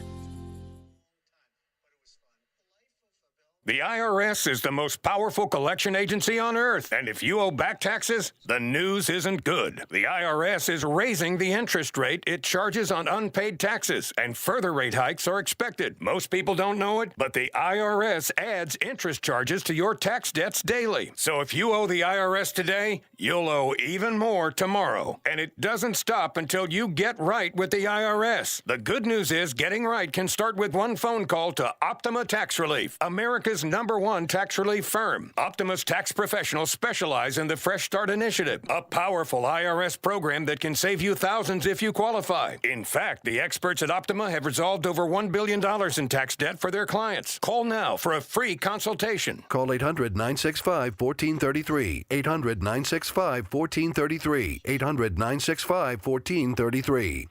Optima Tax Relief. Some restrictions apply. For complete details, please visit OptimaTaxRelief.com. AM 560. The Answer. All right, coming up on Chicago's Morning Answer. We've got to update our Food for the Poor campaign that extended past the holidays into the new year. We'll do that at 8:38. We have an opportunity for you if you're a business owner or make the marketing decisions for your company. Stay tuned. But now let's head into that newsroom. Oh, Mike, how's it on the roadways? 34 degrees. The freezing rain is beginning to dissipate. Things are improving a bit in some areas as lots of folks have taken to the roadways, but Kane County seeing some pretty horrific conditions on the roads. In fact, the Sheriff's Department there is saying if you don't have to drive, don't in Kane County right now. New Hampshire, the center of the political world today, as voters head to the polls for that state's presidential primary. On the ground in Littleton, New Hampshire, Fox's Mark Meredith. Election officials expecting 322,000 Republicans to vote in today's primary. But overnight, there were 6 voters who beat everyone else to the punch. This happened in the small town of Dixville Notch, a quaint resort community just about 20 minutes or so from the Canadian border. Former UN Ambassador Nikki Haley, she won Dixville Notch in a clean sweep, earning 6 of the votes which were up for grabs. But former President Trump, he remains the front runner here in New Hampshire. Trump also still in a bitter war of words with his former UN ambassador Nikki Haley. The polls going in today show Haley trailing Trump by only a few points, and we'll be looking to see if she gained any of the ground after Florida Governor Ron DeSantis dropped out of the race on Sunday. The Supreme Court is going along with the Biden administration's request to throw out a lower court ruling which banned federal agents from removing some razor wire that Texas had installed across parts of the southern border. Texas Senator Ted Cruz was angry with the court's ruling. When Joe Biden became president 3 years ago, he inherited the lowest rate of illegal immigration in 45 years. We had made incredible progress securing the border, and Joe Biden deliberately, systematically dismantled it. Defense officials say another round of strikes on Houthi targets was carried out by the U.S. and U.K. in Yemen yesterday, hitting underground storage and missile and air surveillance capabilities. The opening bell rings this morning on Wall Street after stocks closed at new record highs yesterday, closing just above 38,000. Two of 2023's biggest movies among the 10 nominees for Best Picture, including Christopher Nolan's Oppenheimer and Greta Gerwig's Barbie. Drivers are seeing more slippery roads this morning. National Weather Service says a winter weather advisory is in effect until 9 a.m. And a man suspected of shooting and killing 8 in Joliet fatally shot himself after a confrontation with law enforcement in Texas. The discovery was made after investigators say he was located last night by U.S. Marshals in Natalia, Texas. Chicago sports. Bulls lost to the Suns 115-113.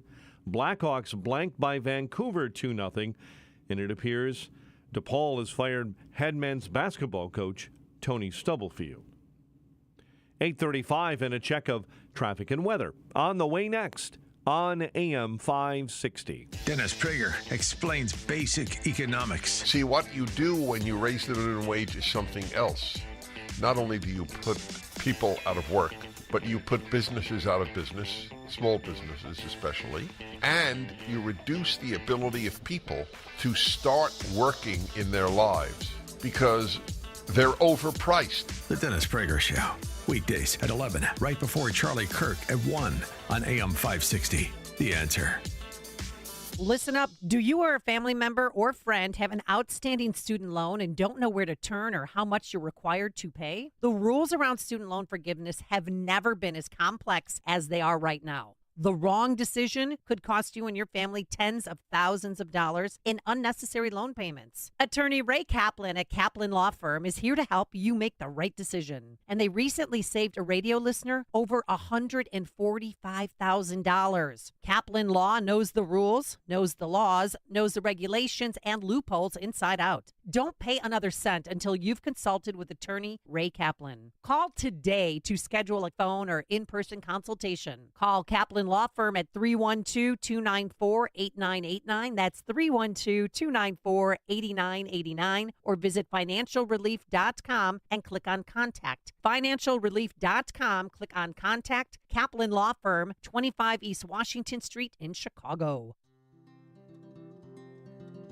Balance of Nature's fruits and veggies supplements, changing the world one life at a time. I'm always on the road driving, and I take care of people's dogs. I do feel a difference. And I'm always telling everybody about take Balance of Nature, take Balance of Nature.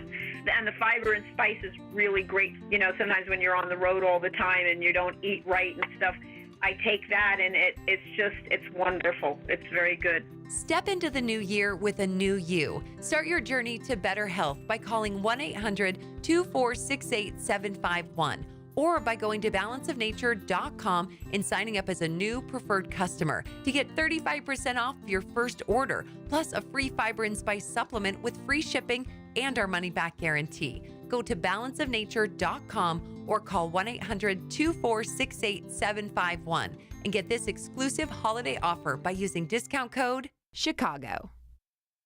For over 100 years, St. Andrew's Lutheran School in the heart of Park Ridge has been dedicated to education excellence, spiritual growth, and service to the community. Parents continue to express their gratitude to the school for all it has to offer their children. My second child just graduated from St. Andrew's Lutheran School in Park Ridge. Not only did both place into advanced classes in high school, but St. Andrew's teachers have enabled me to achieve my most important goal as a parent, to be confident that they know their Savior and that they'll be with me in heaven someday. From kindergarten through 8th grade, your child will learn in a Christ-centered, individualized, nurturing environment. Take a tour, visit with faculty, and register for the upcoming school year on Sunday, January 28th from noon to 2. For details, visit St. Andrew's Lutheran School in Park Ridge online at standrewspr.org. Provide your child with the gift of a Christ-centered St. Andrew's education. Find out more today at standrewspr.org. 8:39, Team Hochberg Traffic Center time. The Kennedy really beginning to spiral upward. 80 minutes now. O'Hare into the Burn Circle interchange. The Ike right now at an hour and 14 from 390 into the old post office. You're jammed up between the Veterans and Mill Road due to an earlier accident. That car remains in the ditch. 60 on the inbound Ike from Manheim into the old post office. Stevenson right now at 55 from the Tri-State into DuSable Lakeshore Drive. Lakeshore Drive is stop and go southbound between Montrose and the Oak Street curve. And there's big delays northbound on Lakeshore Drive between Foster and Hollywood. Chicago's Morning Answer with Dan and Amy continues next. AM 560 Weather Center forecast. In our QC Kinetics Weather Center, rain and freezing rain beginning to taper off. High of 34 this afternoon. Fog developing overnight, a low of 33. Currently, 34 at O'Hare, 35 at Midway. Your next news update is at 9. Chicago's Morning Answer continues next on AM 560, The Answer.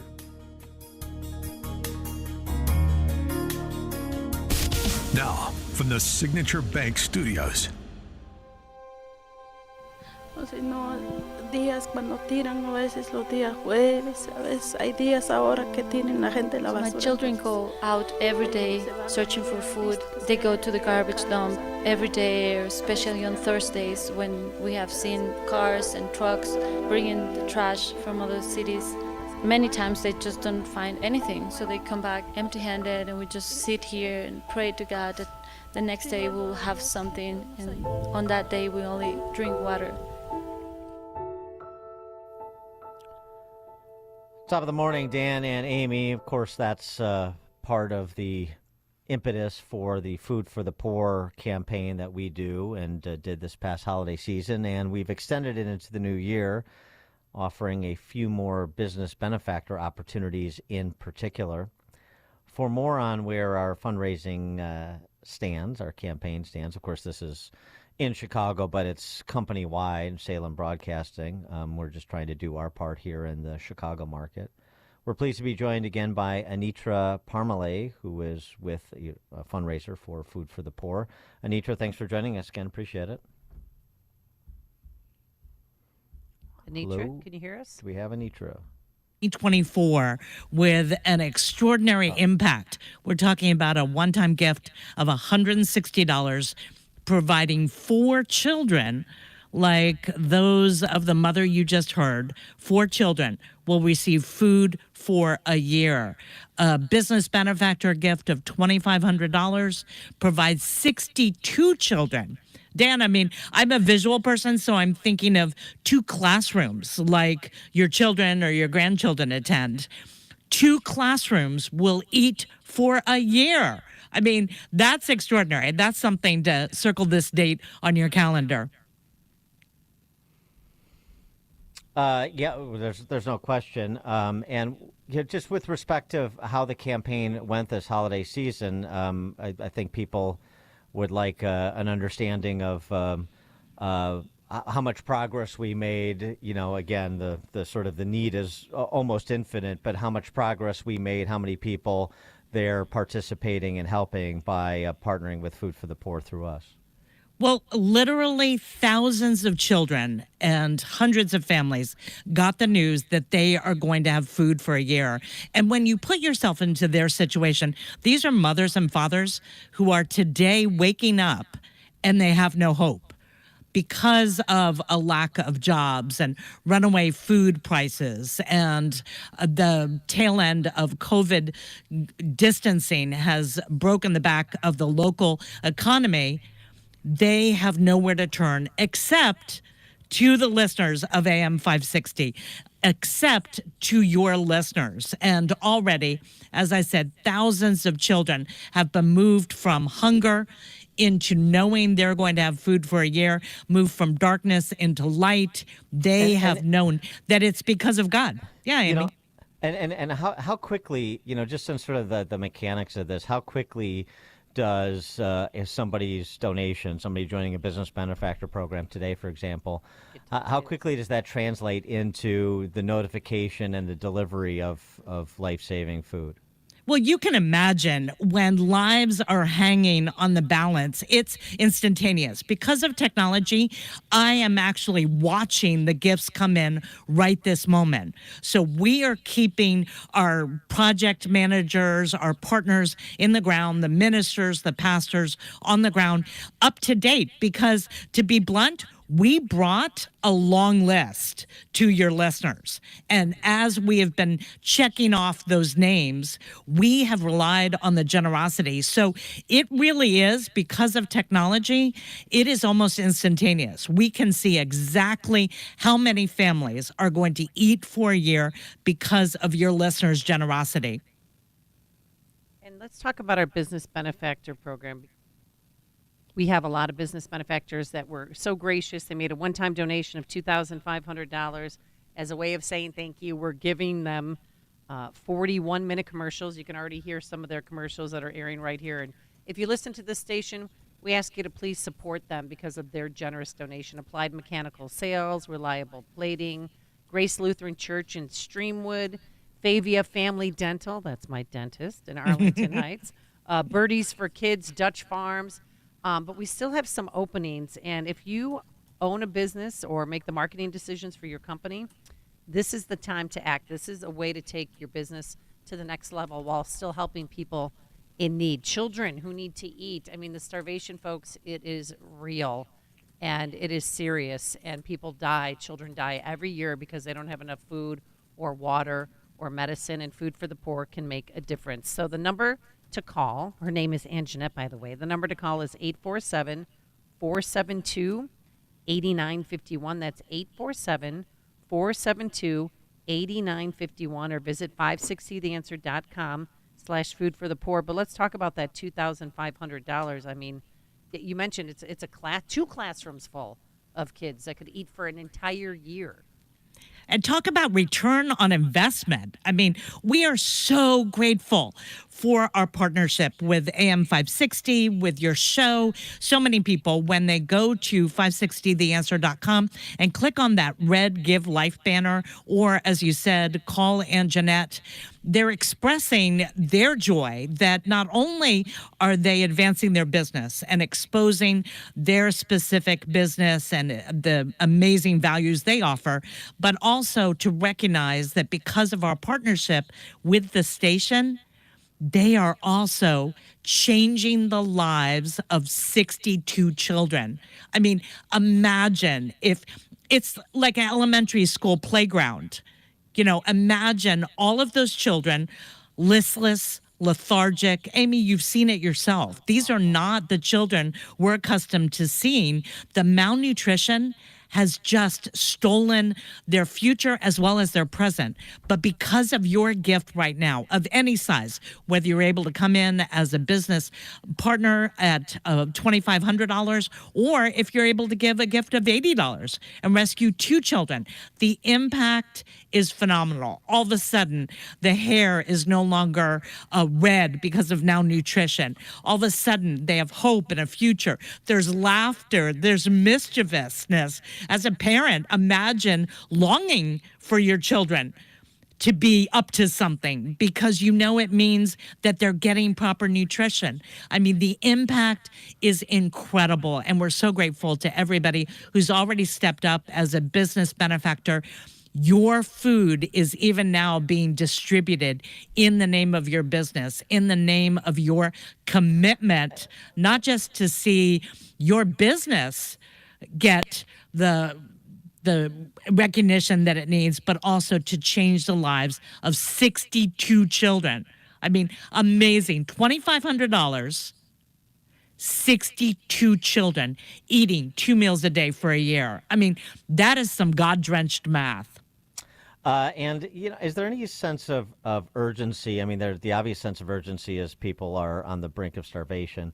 But is there any sense of urgency just in terms of the timing, the logistics, seasonal weather in places like Haiti that are being served, where, you guys have this mapped out, you've got the calendar, you've got the transportation issues figured out, but just in terms of we need to get, X amount of dollars in to feed X amount of people, and we've got these windows of maximum opportunity. You know what I mean?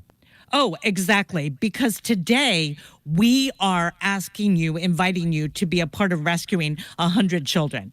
That's moving them from hunger into getting food for a year. So maybe it's you stepping up as a business benefactor. Maybe you can give a gift of $160 and rescue 4 children. Gifts of every size, every motivation are changing the world for children in Haiti. We just spoke to our office in Haiti. As you know, we have 400 staff members who are working tirelessly to get the food that arrives or they're able to purchase in country to these families. And because of the situation in Haiti, they are literally risking their lives, but they know that on the other side of their efforts are families who are perishing in isolation. And so I just think of you, as you're listening now, you begin this cascade of grace. You begin this cascade of a future because everything is in place, as you mentioned, Dan. There are logistics. There are pastors and ministers ready to distribute it, whether they're driving a pickup truck or a 18-wheeler or bringing a wheelbarrow to the distribution center. They have families who are clinging to life right now, and your gift begins everything. There is no food for the poor without you. We are a bridge between your generosity and these families who are waking up wondering, is there going to be food today? Because of your one-time gift, the answer is going to be yes. She is Anitra Parmalee. She's a fundraiser for Food for the Poor. And Amy, again, that information on the Business Benefactor Program. Yes, call Ann Jeanette Natowski at 847-472-8951. Write it down, 847-472-8951, or visit 560theanswer.com/food for the poor. Anitra, thanks so much, as always. Appreciate it. Oh, thank you. I love having a front row seat to see God move through your listeners. Thank you. And she joined us on our turnkey.pro answer line. Connect with Dan and Amy using the AM 560 mobile app. Download it today at 560theanswer.com/mobile. Relief Factor, pain relief that's natural, pain relief that works, and pain relief that attacks the source of the pain. That's the experience of tens of thousands of Americans who are taking Relief Factor right now. See their incredible video endorsements at relieffactor.com and then order your 3-week quick starter pack for just $19.95. That's less than $1 a day. Find out if it can work for you like it works for me by ordering your 3-week quick starter pack today. Relieffactor.com, relieffactor.com. Be the next success story. Seth Holhouse brings hope and insight as he fights against socialism and communism on the Man in America podcast, now available on the Salem Podcast Network. The role of the digital world in shaping our perception of the real world cannot be overlooked. It seems like all of these mechanisms are dividing us in endless ways. Subscribe to Man in America today on Apple, Spotify, Google, YouTube, Rumble, or at SalemPodcastNetwork.com. Guys, it's the new year, and Low T Center can help make it a great one. If you've been feeling tired, grumpy, have noticed lack of motivation and drive, have weight gain or loss of muscle mass, these could all be signs of low testosterone levels. Trust my friends at Low T Center. It's where I've been getting my levels checked the past 8 years. At Low T Center, they make it easy to get your levels checked. It's just a simple blood test, and with their on-site lab, you get your results back in about 25 minutes. Low T Center is not your typical doctor's office where you have a long wait. It's concierge medicine exclusively for men. They have affordable and convenient options for treatment, including physician-monitored self-inject treatments that ship directly to you each month, so there's no need to drive to their center for weekly visits. And right now, Low T Center is only $25 to get your T level tested. So make your health and quality of life a priority and make it a great year. Go to lowtcenter.com to book your appointment online today. That's lowtcenter.com. Low T Center, reinventing men's healthcare. Hey, business owners, are you wondering how to grow your business? Do you need cash flow and a ready source for financing? Well, Signature Bank can help. Hi, Mike Gallagher here to let you know that Signature Bank's loan decisions are made locally by a team who knows your name, cares about your business, and is invested in your success. When you need advice about your business or even have a question, Signature Bank is there to help. There are no handoffs or call centers. This is a team that wants to get to know you and your business. That's why Signature Bank in Chicago is my bank. That's right.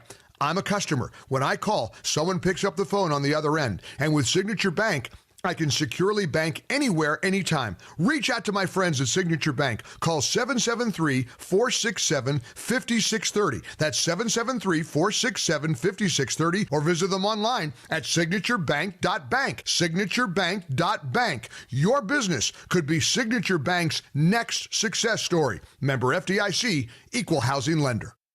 You know, I used to have to get B12 shots every so often because I had such low energy and I was tired all the time. And that's no way to live. So I started taking Balance of Nature.